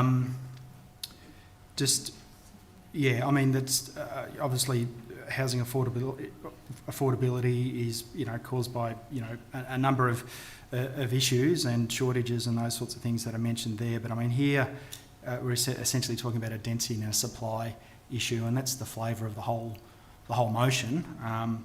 Other than that thing, so I just sort of but I know when you've got, you know, it's a big motion. There's lots of things there. You know, the more in it, there's more that we're likely to disagree on. But I'd support the amendment. Thank you, Mayor. Thank you, Councillor Phil Byrne. Would any other councillor like to speak? Sorry, Councillor Sypek. Thank you, Mayor. I get your point, Councillor Byrne, where you said, you know, there's a lot in this motion, but I think there's less in this motion than we had with the LATAM that we were talking about in Flemington. We had more things to think about there. The part I can't understand is, let me just read it out again. If councils won't unlock space for more homes, we will. And then with Councillor Hamish, Councillor Jones telling us that it's still on the Premier's website. Well, I can give you a little bit of history here. When I was Mayor in 2017, the Buckley Street underpass, we had some beautiful trees in the medium strip. Absolutely fully grown, mature trees. And you know what happened? One day, the Minister just signed off that it's going to go road under rail. And these trees were removed the following morning. So there is precedent. Those words, they've done it before in Moonee Valley. And from what I can read here, don't be misunderstood, that's what's going to happen if we don't make a decision. So on that, and then removing C, I mean, I'm hearing about, it's none of these things that are causing the housing shortages. Well, let's put one thing in perspective. Moonee Valley hasn't caused the housing shortages, but Moonee Valley has to be a part of the fix. And I can tell you, the people that are making decisions about increasing the density and all this kind of stuff, I bet you not one of them lives in the area, and not one of them or their homes are going to be affected. So I'd like to be proven wrong there. So for me, these amendments should stay in there, because I do apologise, Councillor Jones, but I would have made this a lot stronger. And I've got a couple of pages here, but then I thought to myself, what is the point of it? Because this will just get voted down. Thank you. Thank you, Councillor Sypek. Would any other councillor like to speak to the amendment? Councillor Byrne? Samantha Byrne? Thanks, Mayor. I'll speak just obviously on the amendment. First, I'll touch on C, and I can probably do without C. Whilst I probably, I would have been happy for it to be in, I don't necessarily know whether it is adding heaps. There are obviously so many things that contribute to the housing shortage. So maybe it does a little, but it does do, the idea is that it does do something. So probably C, if that one gets scratched. I don't necessarily see the issue with that. With F though, I've heard a lot of concern around this table, even for people who might be voting against it. The statement from the Premier, if councils won't unlock space for more homes, we will. That for me is a really concerning statement. And I think we absolutely should be noting it. And I think there's been some really good debate around the chamber as to why we should be noting it. And I think the implications have been explained. I can't remember who it was, maybe Councillor Jones, Councillor Cyber, I can't remember who it was now. But that's probably the one why I won't be, definitely won't be supporting this amendment, because there has to be a way where we should be saying that we don't agree with that statement, because that is a really harsh, it is an incredibly strong statement from the Premier. It was circulated widely. I don't believe it was ever retracted, that I've heard anyway. I think that it really somewhat undermines how good our planning team and whatnot in our city, where we know what our residents and future residents need. So I won't be supporting the amendment. Thank you, Councillor Byrne. Would any other councillor like to speak? Councillor Barnes. Thank you, Mayor. This has been said several times, and I'm going to say it once more. I'm going to pause for about 3 seconds just to let it sink in. If councils won't unlock space for more homes, we will. To me, that's pretty damning. It's on the point of bullying, which I mentioned before. It's something that I'm not sure that a dictator would come out and say something like that. I know we're governed, well, most people are, I'm not, by a political party where you have to crawl or suck up to some words to get funding and all that sort of stuff, but we cannot be dictated to by somebody that's going to say words along that line. To me, that's just pathetic. And if someone's going to threaten people with stuff like that, it's people's livelihood, it's their passion, it's what they work bloody hard for to live in, and it's their dream. And C stays in my mind, and F stays. So I'll be definitely backing Councillor Jones for this. It's fantastic. Well done. Thank you, Mayor. Thank you, Councillor Jones. Councillor Barnes. Councillor Cosgrove, would you like a right of reply? Thank you, Mayor. Thanks, colleagues, for all of your thoughts. I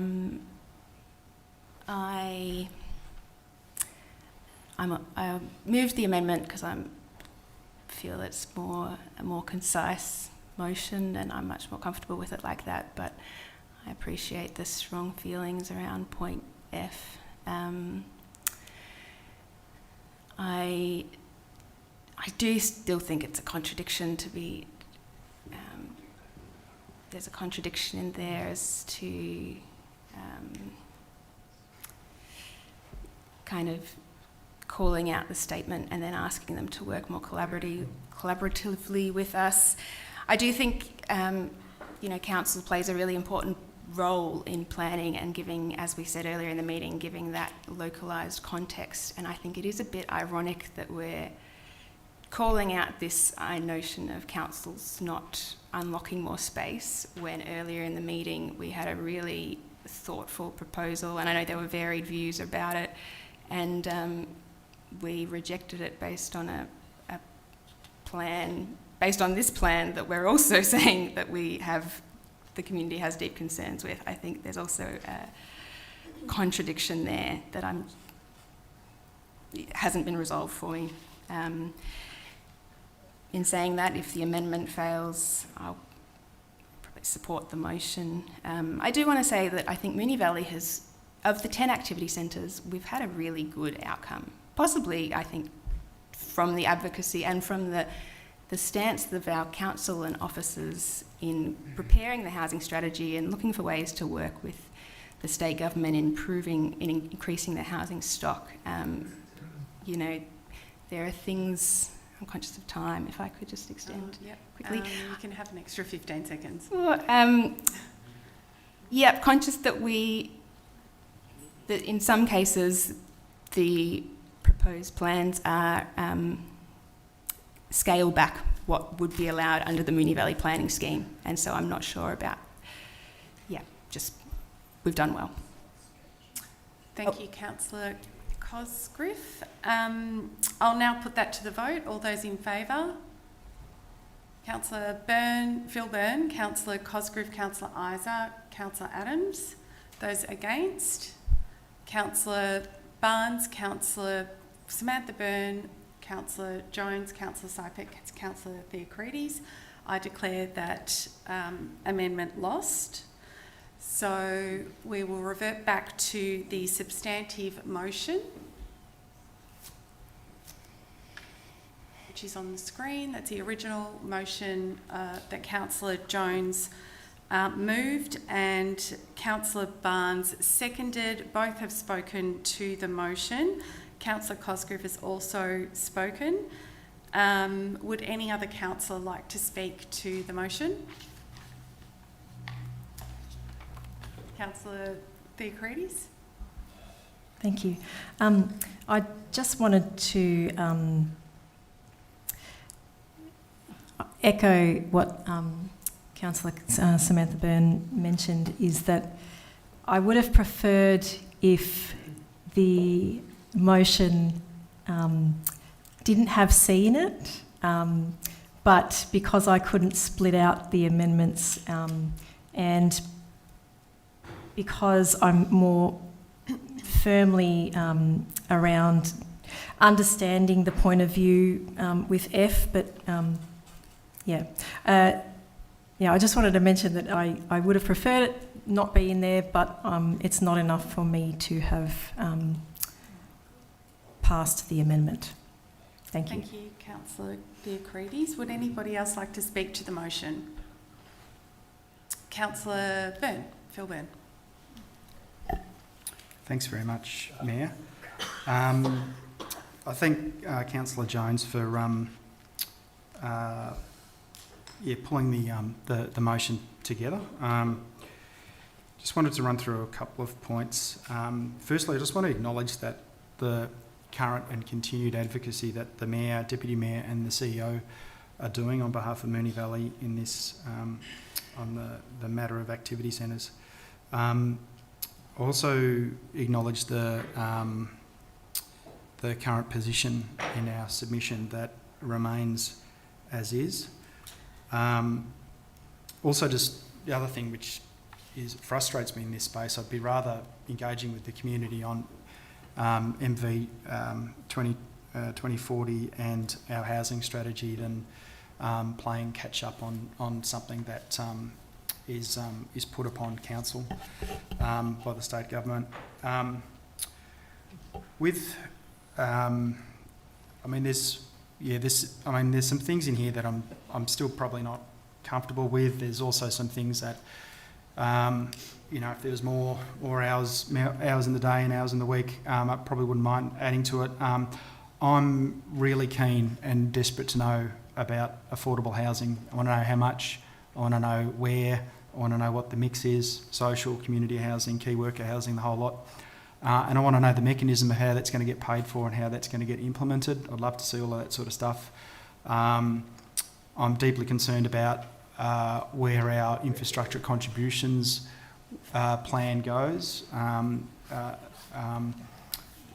it was a lot of effort and a lot of work in previous councils to get that plan up and running, and it is critical to deliver the critical infrastructure that that community needs. And I know that the current advocacy is following up on those things as well. I'm also really concerned about the costs to council, even with things such as the deemed to comply provisions. I dare say that there's still going to be a heavy load on our traffic engineers, our drainage engineers, and our ESD folks and everything. So obviously there really is a lot to advocate. Whether it needs a motion to remind you to do all the good work that you're sort of already doing, that's another story. But there's still a lot of unanswers. On the deemed to comply stuff, I mean, one of the things I think we've just provided a pretty good example to the state government of how they end up with deemed to comply and how we end up with press releases like this from the Premier. I mean, we've had a proposal. Time is nearly up. Okay. For four objections, and we've gone for 10 seconds. Sorry. Thanks, Mayor. 10 to 15, 10 to 8 to 6, and we've, how can you invest in that environment? But so I'll leave it at that on account of time. Thanks, Mayor. Thanks, Councillor Byrne. Would any other councillor like to speak to the motion? Councillor Isa? Look, I don't agree with all aspects of this motion as I spoke to earlier. I think, I spoke to those issues, but as I said before, the bulk of the motion is a reiteration of our submission earlier. So, while I think it's clumsy language, point F is clumsy language, and I think it's, I will say I think it's, it makes us look bad. I think point F doesn't do our council advocacy for our community. It doesn't help us help our community, which is why I was just trying to sharpen up the motion to actually make us look more,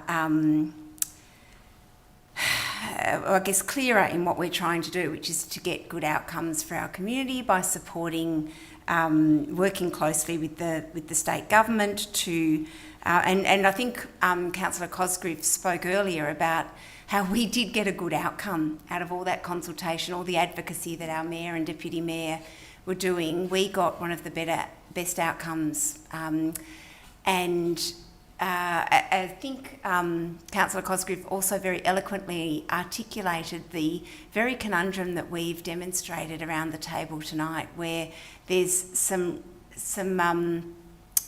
inconsistency in railing against the plans that have responded to community feedback and consultation, but then the way that the discussion earlier tonight wasn't necessarily even reflective of community feedback about not wanting heights along the road, or along Keilor Road. So there have been some real contradictions, I think, in council speaking about planning this evening. And what I was trying to do was sharpen up, in supporting Councillor Cosgrove's amendment, was sharpen up this motion so that we're not appearing publicly with those sort of contradictions, that we are supporting our community and being really clear about how we do that. So I think this motion has some flaws. I don't want to be considered to not understand the economic context and the pressures that have created housing affordability. I don't like point C at all, but I'm happy to support the motion, given that the attempts to improve it were not supported. Thank you, Councillor Isa. Would anybody else like to speak to the motion? Samantha Byrne? Councillor Samantha Byrne? Thank you, Mayor. So, I suppose one of the things that I wanted to touch on was that there's been comment that we got a good outcome in regards to the activity centre. I think it's been mentioned perhaps a couple of times in that sort of a context. Like, if it was up to me, which it isn't, because I'm just one councillor, I'd probably scrunch it up and chuck it in the bin, to be honest, because I don't think that it's a good outcome at all. I haven't heard many people from the area that I represent, which is Steel Creek Ward, which encompasses the part that has been hit the hardest, in my opinion, which is between Hoffmans Road and Matthews Avenue, which is going to be horrendously tall buildings, that whole stretch. How we can say that we have a good outcome, we may have got a better outcome. I acknowledge the fact that particularly in the catchment areas where it was potentially going to be up to 6 and now it's going to be less, I suppose that's an improved outcome to what it was. But no, I don't think anyone where I represent is talking about, oh wow, isn't this wonderful? We're going to have 8 stories. And by debate tonight, that's potentially like a minimum, like it might be higher than that, 8 and 10, where some of the buildings, most of the buildings are only 1 and 2 story. Now that's not a good outcome. It's not a good outcome for the people who currently live in the area and want to get down Keilor Road. It's not a good outcome for the future people who want to live where there's not going to be enough open space for everyone to enjoy. It's not going to be a good outcome when people are, when schools are bursting at the seams and have been, the lack of funding that goes towards them. Like, where's everyone going to go? Like, we struggle. We have tight budgets. We have tight everything. And, like, I don't think that we should be excited about these new plans that have come before us. I will be supporting this motion. I don't know where to from here, because I'm not necessarily sure how much this motion will change anything. I'm not actually sure, even though we're the council that is in the area, how much this will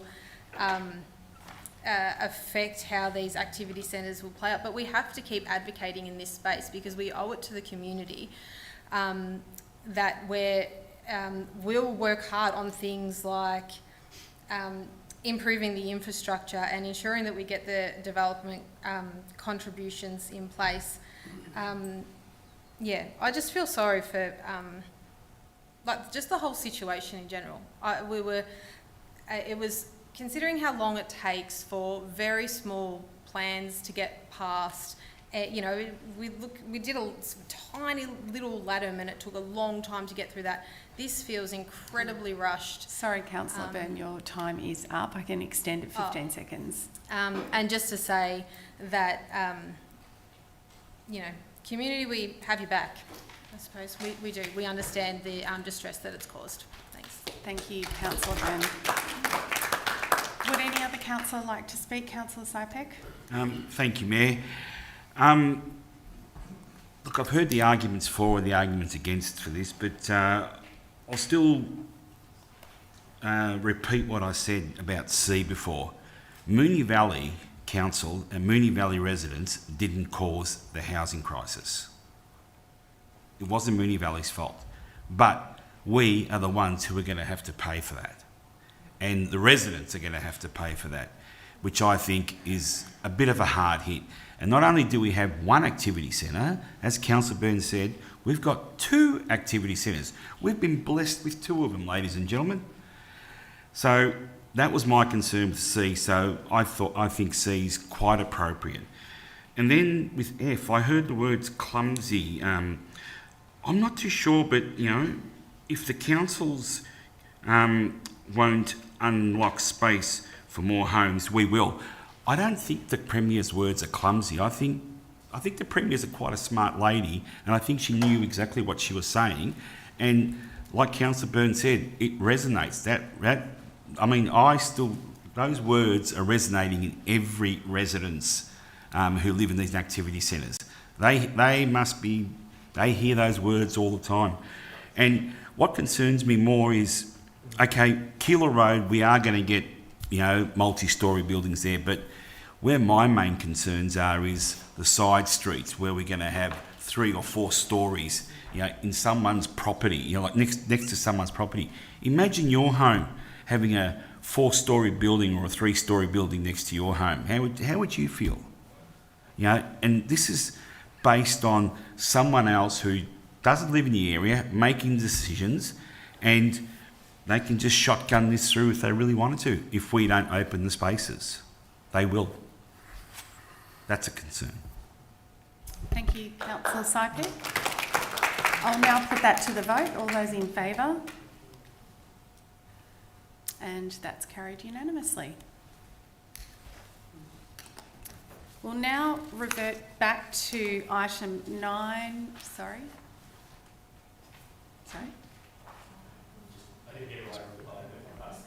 Oh, I'm so sorry, Councillor Jones. Sorry? No, well, that's true. Apologies, Councillor Jones. That's okay. Yeah, true.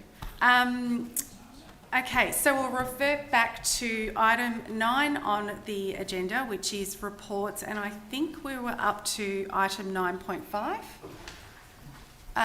Yes.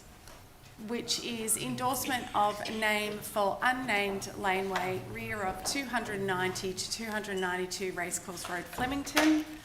The officer's recommendation is on the screen. Do I have a motion? Councillor Isa. I'd like to move the officer's recommendation with an additional point D that reads, acknowledge the request for commemorative naming to celebrate former Mayor and Councillor Lydia Kozlowicz, and note further work is being undertaken in response. Thank you, Councillor Isa. Do I have a seconder? Councillor Cosgrove? Sorry. Councillor Isa, would you like to speak to the motion? This is another of the 50% of the night's agenda that is related to Murnong Ward, so I apologise that it's been very heavily weighted down this end of the table all night. This little lane runs parallel to Racecourse Road. There's some development going. We've had to name it. There was a consultation process undertaken. Witchy Lane was the most favoured. It's perhaps wasn't the name that necessarily I preferred out of the options, but it's what the consultation has returned as being the preference. There was some feedback about whether we should be looking at Indigenous names, First Nations names, and the response was that there's an emphasis on female names at the moment in the excuse me, but there were some questions raised about that from community members, and really respect the question being asked, and hope that we can perhaps address that desire for some more Indigenous names in some other ways. There were also a number of people who queried whether we could name the lane after former Mayor and Councillor Lydia Kozlowicz, and while we won't do so in this case under this particular motion unless there's dissent around the table to this motion and someone puts forward something else, I have put a note there that we might to ask for some investigation into to note that there's some further work that I'm doing is to look at what we might be able to, what space or place we might be able to give appropriate recognition to Lydia. Maybe not a laneway, maybe something perhaps more aligned with Lydia's great work for Moonee Valley during her involvement in council. Thanks, Councillor Isa. Councillor Cosgrove, would you like to speak to the motion? No, thank you, Mayor. Would any other councillor like to speak? Councillor Sypek? Thank you, Mayor, and thank you, Councillor Isa, for moving this motion. I'm more than happy to support it. And looking around the room, I'm probably the only councillor who actually served on council with Lydia Kozlowicz, and I fully endorse what you're saying. I think as a great councillor and a great mayor, she should be recognised in some form or another. I don't know what that will be. I'm sure our capable officers will come up with some great ideas, and I'd be more than willing to support it. So it's good in memory of Lydia. Yep. Okay, thank you, Councillor Sypek. Would any other councillor like to speak? Councillor Jones. I'm happy to support this motion, but I'd also like to endorse the suggested amendment. Councillor Kozlaric was my local ward councillor back in a previous lifetime growing up, and I just like to acknowledge the great work she did in the community and think that it would be appropriate to commemorate that at some stage. Thank you, Councillor Jones. Would any other councillor like to speak to the motion? If not, I'll put that to the vote. All those in favour, and that's carried unanimously. The next report is item 9.6, proposed initiatives for the Let's Go Zero Community Carbon Emissions Reduction Program. Councillors, the officer's recommendation is on the screen. Do I have a motion? Councillor Isa.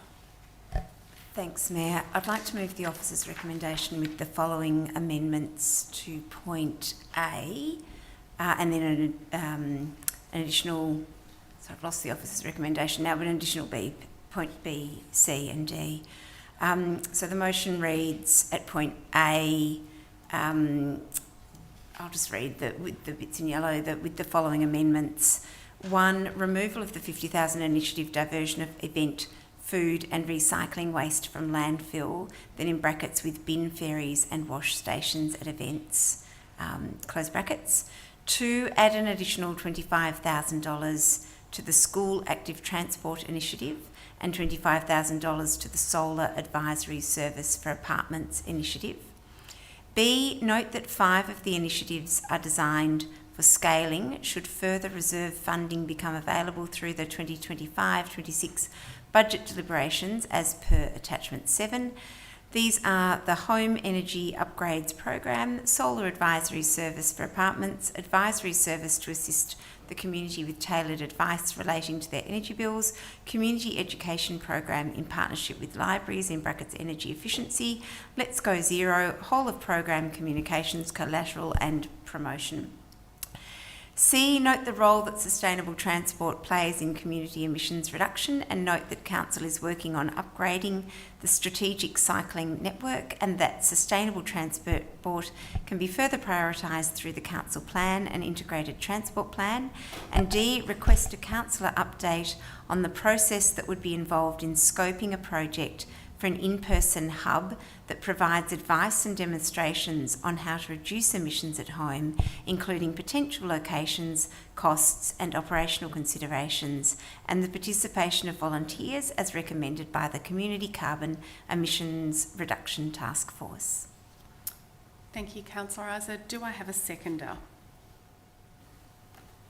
Councillor Vilburn. Councillor Isa, would you like to speak to the motion? Look, I have to confess that at this point of the night I'm feeling quite exhausted, and that this is probably one of the most important things that we do around council, which is address climate change, which is having an increasing impact on a number of things that have been mentioned tonight, including flood risk. It was a big issue in our questions this evening. So I want to give this the importance and significance it deserves, while also feeling fairly drained by the time of night that we've reached and the high agenda that Murnong Ward has had this evening.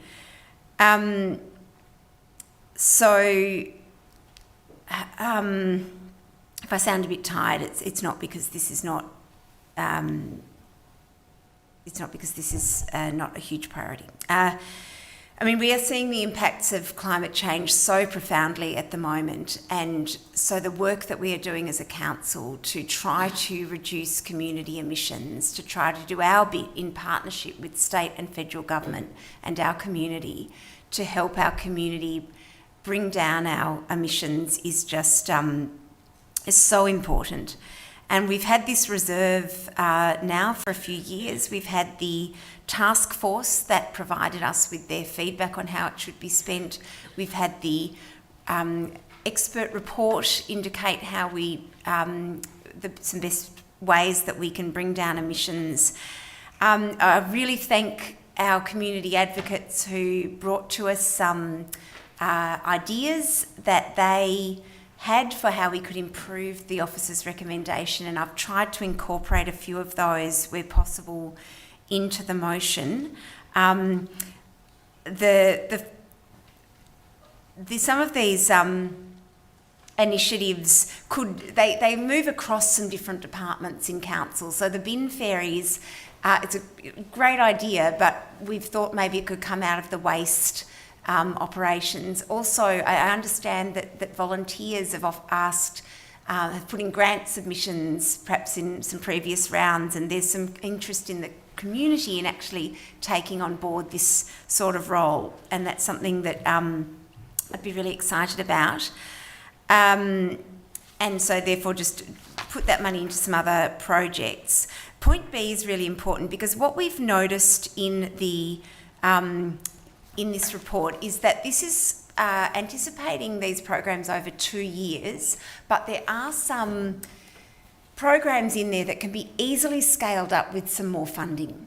So we could put some more funding into this at the budget at June, and those programs can then offer more people the opportunity to get those advice on the energy savings, and the particularly for apartments, for residents, but there's also some whole of municipality and business communications that can also benefit from some scaling up there. Do note in point C that sustainable transport plays a huge role in reducing emissions, and while we're doing some work through the upgrading of the strategic cycling network, there's more work that needs to be done through our integrated transport plan, and we had some excellent questions from a keen advocate this evening about, and I know there's a real urgency and desire from community to see us get that strategic work done, but we really need to do that before we can identify some of the easy projects to put some money into. So hope that we get that work done very soon. And then the final point is really exciting to me because one of the task force recommendations was to see if we could have not just a digital information page about how people can help reduce emissions, but somewhere people can go for advice, demonstrations. Volunteers might be involved in that, something that is really a hub of information for people about what they can do to address climate change, which, as I say, has caused some of the most profound fires that we've seen in California, a whole city really, a whole new scale of destruction that we are seeing from climate change. And every dollar that we spend on addressing climate change is money well spent. Thanks, Councillor Isa. Councillor Councillor Phil Byrne, would you like to speak to the motion? Thank you, Mayor. I just want to thank Councillor Isa for the amendments, and for someone that's pretty cactus at this time of night, that was a pretty good summary of the justification for the changes as well, so thank you. Look, I think this program, it fills a really important gap. It fills an area that's sort of not looked at by other programs. It really doesn't result in a nice press release and a ribbon to cut and those sorts of things like a community battery or something like that would. And certainly during the campaign, I had a lot of, I personally had a lot of interest from, people, renters that were landlords really looking for this support.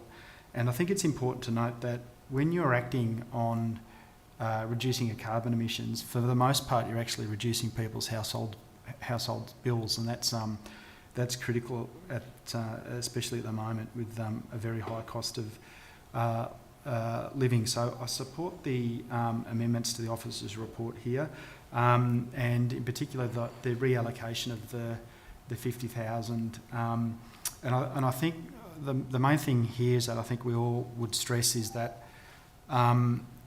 it's not that we don't see value in that work, and the importance of having clean landfill and compost and recyclables is critical. It's just whether it needs to be sort of picked up by other streams rather than the climate initiative, because if you look at, say, the cost of carbon credits on the market for a couple of tons of carbon, that's 50,000 is probably not some good abatement, bang for buck there. And also just the other, and just by strengthening those and reallocating that fund to the other to those other initiatives will boost the success rate of those initiatives as well. And just finally, I just wanted to touch on the work around sustainable transport, and we're blessed by having, as we sort of noted from an earlier item, some almost bicycle autobahns that run along our creeks and rivers, but sort of linking up the east-west throughout the Shire to get to those bike tracks and off to the city or up north or elsewhere is quite difficult. So there's certainly that need for safe east-west routes that are likely to be utilised. So I support the amendments. Thank you. Thank you, Councillor Philburn. Would any other councillor like to speak to the motion? Councillor Theocrides. Thank you, Mayor Adams. I thank Councillor Isa for taking the feedback from all our community groups that are interested in the sustainability across Moonee Valley and putting together the words of the amendments. It's sometimes quite hard to put all of the amendments together in a way that, well, I think you've got a talent for it, to be honest. But I'm happy with the amendments, and I'm happy with what's been proposed. But I also just want to also note that in point D, the process that would be involved in scoping a project for an in-person hub. I see the relevance and I see the importance of this, but I also am quite conscious of feedback and some observations of other areas in the municipality that perhaps aren't as knowledgeable about the importance of sustainability and the climate change and the climate emergency that we're in.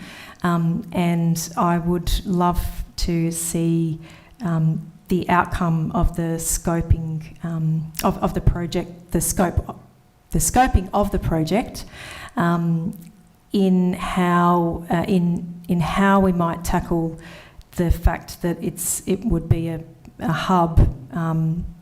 And how we sort of tackle mobility issues around the municipality to ensure that not just people that can get to the hub receive that valuable information, but also those that miss out because they can't get to the hub physically. So I'm love this. I love the amendments, but I'm also interested to see what comes out of the scoping of the project from that respect. Thank you. Thank you, Councillor Theocrides. Would anybody else like to speak to the motion? Councillor Jones. Thank you, Mayor. I will be supporting the proposed motion from Councillor Isa, but I did want to flag a few things that I'd like to see from Council going forward. I think the initiatives noted in point B are important. I think things like home energy upgrades, advisory services for apartments, anything that we can do to help people reduce their energy bills whilst also mitigating climate change are great value opportunities for our local community. But having said that, I'd like to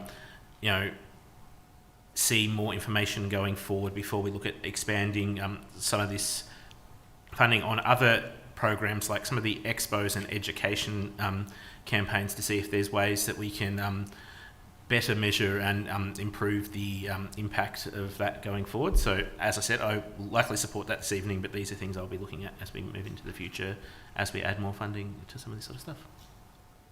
Thank you, Councillor Jones. Would any other councillor like to speak to the motion? If not, I'll put that to the vote. All those in favour? That's carried unanimously.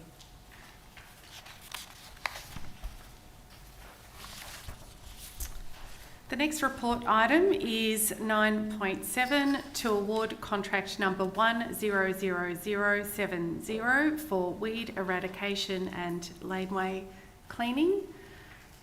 Councillors, the officer's recommendation is shown on the screen. Do I have a motion?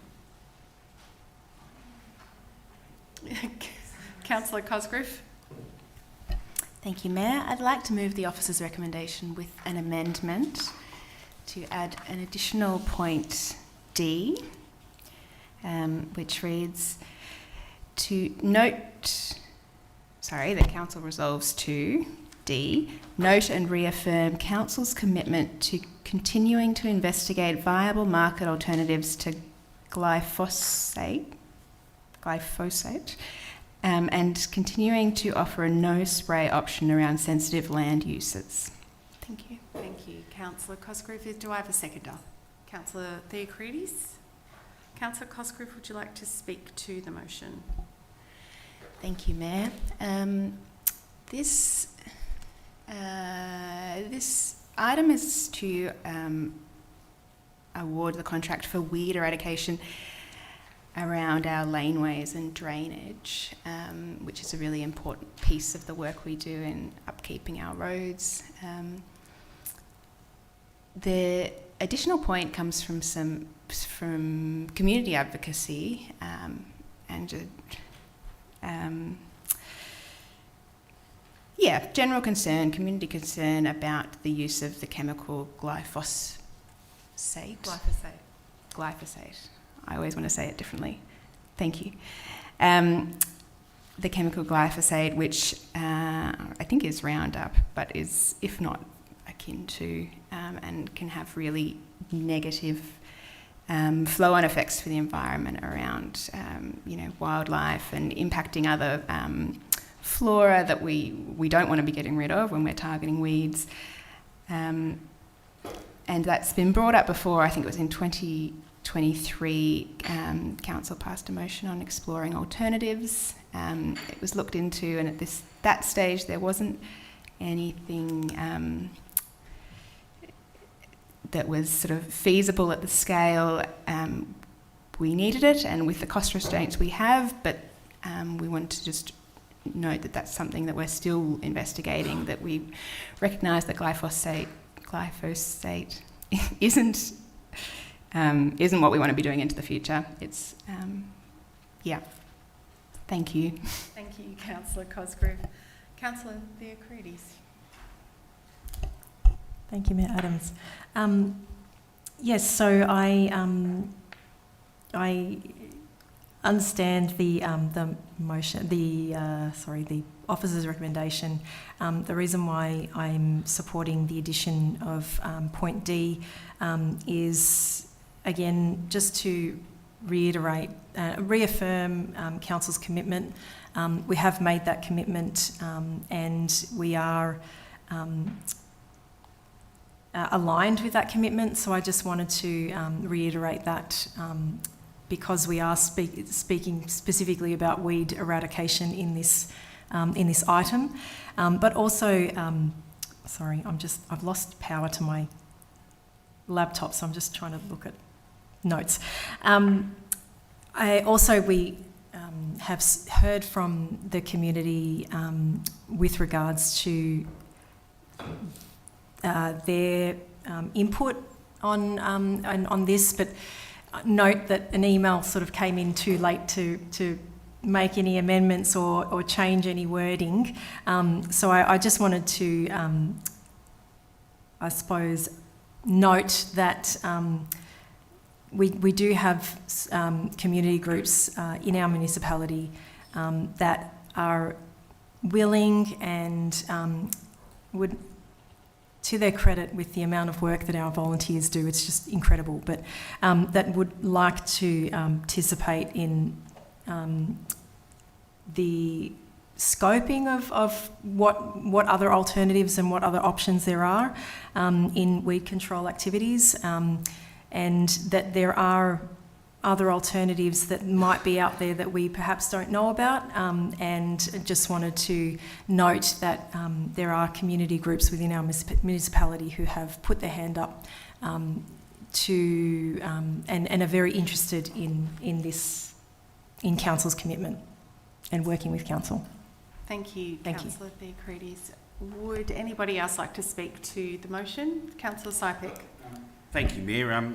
When I was reading this report, and I do admit I know about Roundup, and I will put my hand up. I've used it as well in my own backyard as well too. So, but I decided to. My colleague here has taught me something, to go and fact check things and go and look things up. So that's what I did. I looked up glyphosate, and I was reading about it, and it's produced by Bayer, it's a German company, chemical company, and what they've done over the last three or 4 years is they've actually swapped chemicals, and they've taken out all the nasty ones and replaced them with, I don't know, it's supposedly it's been approved by the Europeans and by the Americans, and it's a different product altogether. Not to say that, you know, it's better or anything. I don't know. I'm not an industrial chemist. But I did ask an industrial chemist, my mother-in-law, and I said, what do you think, Mum?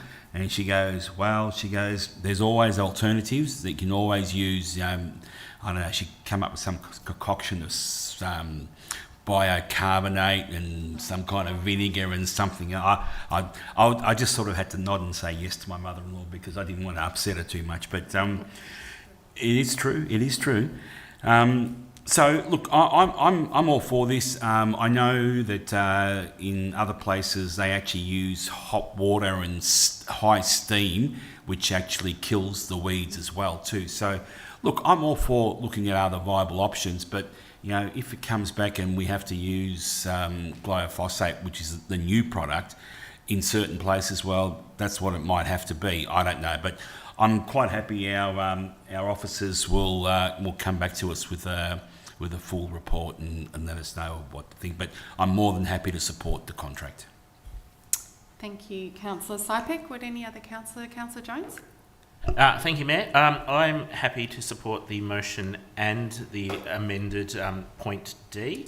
I know that Council is guided by the Australian Pesticides and Veterinary Medicines Authority when deciding which chemical products to use, and obviously that advice has suggested that it's okay at this stage. Having said that, I also think point D is important to investigate viable market alternatives, whether that's goats or whether that's high pressure steam to deal with our weed problem. It reinforces our commitment to spending ratepayer money wisely by looking at market alternatives all the time. So I'm happy to support the motion with the amendment. Thank you, Councillor Jones. Would any other Councillor Philburn? Thanks, Mayor. Just noting that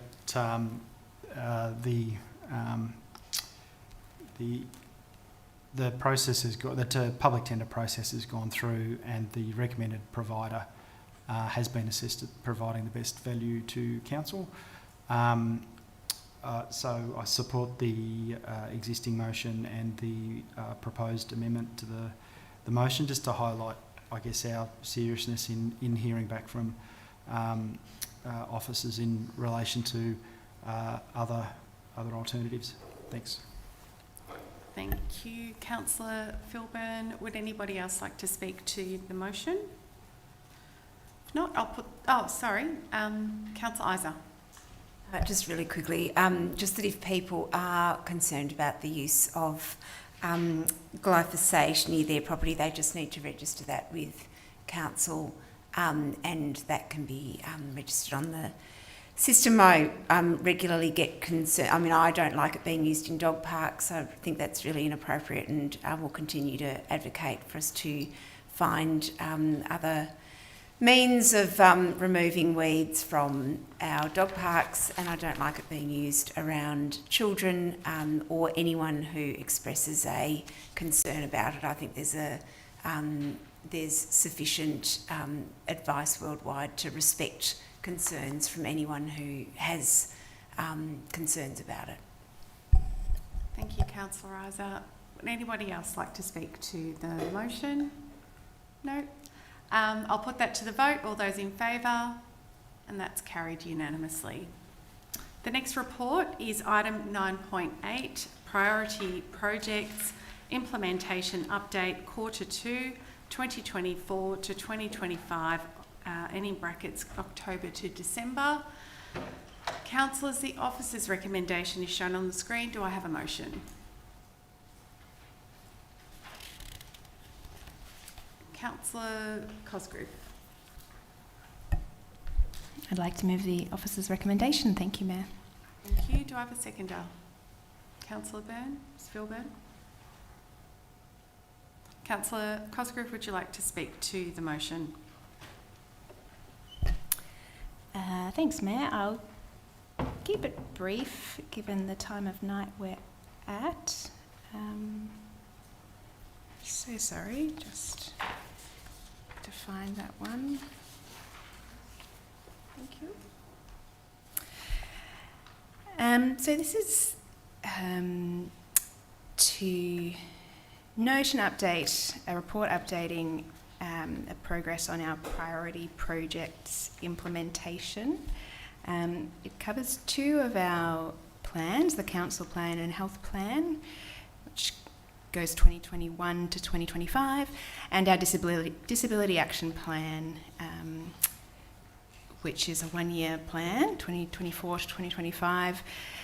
This is the update for the second quarter, so from October to December last year. So it sort of touches on some things that we've probably already covered given we're at the end of March, but I just wanted to highlight, I'll just pick out some of the highlights quickly. I think it was the update to the Montgomery Park Kindergarten was one of them.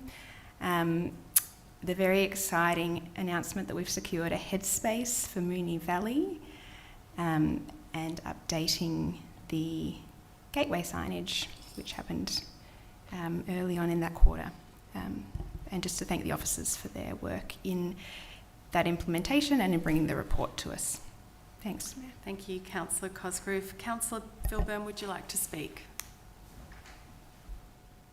Thank you, Mayor. Only very briefly, and it just would have been in the packs that I put through a query in relation to Action F31, which is the plan to guide council's approach to the prevention of family violence and violence against women. And I note the response there, and I just, I mean, if there's just a way that we can in any way prioritise that work, it just seems that it's been a little while since we had the 16 days, and we've seen some terrible things happen in the community, and just looks like, you know, waiting on reports just seems a bit inadequate to me. But and I support the recommendations though. But just an observation. Thanks, Mayor. Thank you, Councillor Byrne. Would any other councillor like to speak to the motion? Councillor Jones. Thank you, Mayor. I'd just like to note a couple of things in particular from the report. It's exciting to see the implementation of some of the actions arising from the website accessibility report, seeing some improvements there, and also the improvements at Ascot Vale Leisure Centre with the accessible change rooms. I think they're both great initiatives that I just wanted to focus on as we're sharing this report. Thank you, Councillor Jones. Any other councillor like to speak to the motion? Councillor Theocrides. Thank you, Mayor Adams. I am in supportive of the officer's recommendation. I also want to acknowledge that our projects and where they're at, and in terms of the update, and you know, seeing that everything's on track is always a good thing to see. We always like to see lots of greens, which is great. But I just wanted to, I wouldn't be upholding my advocacy in the area of inclusion and disability inclusion and diversity if I didn't sort of note just a couple of things, not as amendments, just for noting, and if anything, just because I'm passionate about it and because I can. I picked up in the agenda there was a reference to the term neurodiverse people, neurodiverse person, and neurodiverse people twice in the agenda. And I won't mention where because we can do a control find and find that very easily. I haven't proposed it as an amendment because it's not related to the motion. It was just with regards to the background and extra information that was provided. And also it was, the languaging was tied to the Disability Action Plan that was approved and signed off. But I wanted to bring this to rise and to note because we are about to embark with our disability advisory committee in planning for the next disability action plan. And I just wanted to, for those that aren't aware, sorry, I'm just trying to navigate my phone for my notes. I just wanted to quickly clarify the reference to neurodiverse and why I've mentioned this. People from the neurodivergent community feel very passionately when these phrases aren't used appropriately, and it's not coming from a place of frustration or negativity or anything like that. We in the community like to educate and increase understanding where possible. So you've got 15 seconds. Thanks. So when we talk about neurodiversity, it's an umbrella term that's used to describe the natural diversity of human brains. When we talk about neurodiverse, it's a group of people with different types of brains. This can include neurodivergent people, but it also can include neurotypical people. Can I have 30 seconds? You can have 15 seconds. Okay. Neurodiverse basically isn't just neurodivergent people, it also includes neurotypical people where the brain does not differ from statistical norm. And an individual can't be neurodiverse, it's a group of people. When we talk about neurodivergence, it's a person or a neurodivergent person. It's a person whose brain differs from the statistical norm. If anyone's interested in knowing more, please reach out to me. I'm happy to share. Thank you, Councillor Theocrides. Can I please ask if any other councillor would like to speak to the motion? No? If not, I'll put that to the vote. All those in favour? And that's carried unanimously. Move on to item 9.9 on the agenda, review of governance rules and election period policy. Councillors, the officer's recommendation is shown on the screen. Do I have a motion? Councillor Byrne. Samantha Byrne. So I was stretching. I'll move the officer's recommendation. Thanks. Do I have a seconder? Councillor Jones. Councillor Byrne, would you like to speak to the motion? I will, and I'll keep it very brief. That this is just to endorse that the draft amended governance rules go out for community engagement to see what everybody thinks. So happy to move this, and yes, that's all. Thanks. Thank you, Councillor Byrne. Councillor Jones, would you like to speak to the motion? Thank you, Mayor. I think this draft has made some great improvements. One that sticks out in particular is the recognition of digital petitions. I don't think it's perfect, but I am happy to support it going out for public consultation, so I'll be voting in favour of the motion. Thank you, Councillor Jones. Any other councillor like to speak? Councillor Isa? Yeah, look, I just think it's really important though, these rules are really important. They govern our meetings and the way that we make decisions. A breach of them leads to a code of conduct. To get them right is really important. So it's not necessarily something though, it's always a bit strange that it's not necessarily something that community finds it easy to engage with, the consultation. So I guess if people are really interested in the changes that are being made or what that might mean to decision making, how it might improve decision making, because we've got to hopefully all of the changes that we're making are improving our decision making processes, So if people are interested in that, it would be great if people were interested in that. But it's, it's also something that's a bit esoteric and unlikely to capture the. It's just a hard thing for people to engage with. But I also think it's really important for us as a council or group to be really clear that we're putting this out for consultation, and at the end of that, we can't introduce new things. So this is what we are putting out as what we think are the best rules for our decision making. It can't come back and then we add some things to it or take some things away. If people around the table have any intention of changing things, they need to be doing it now, because that's only fair that goes out to consultation. So I guess I'm sort of flagging that if people have amendments that they want to move at the end, I probably won't be supporting anything that hasn't gone out to community consultation. Thank you, Councillor Isa. Would any other councillor like to speak to the motion? Councillor Theocrides.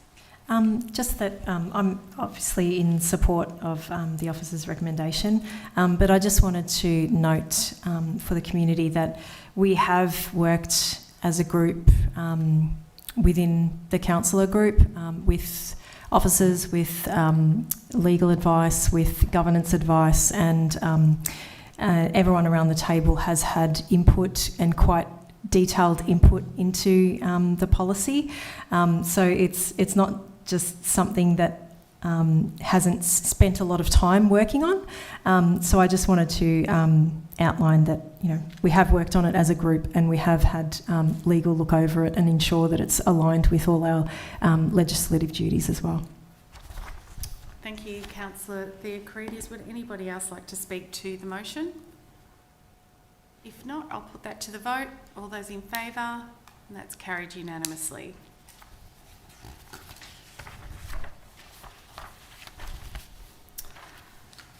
So we're now moving on to item 11, urgent business. Councillors, do we have any urgent business? If not, we will move on to item 12, confidential reports.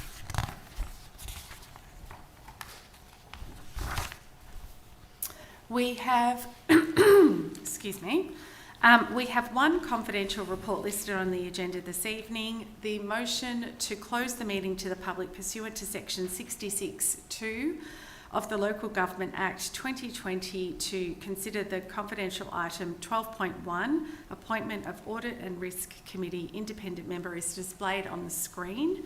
Can I please have a mover and seconder?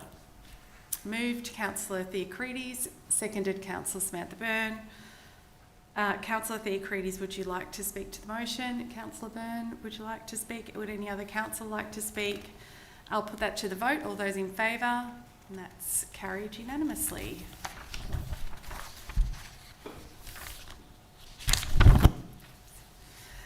This is where we say good night to those watching the meeting via live stream and to those in the chamber.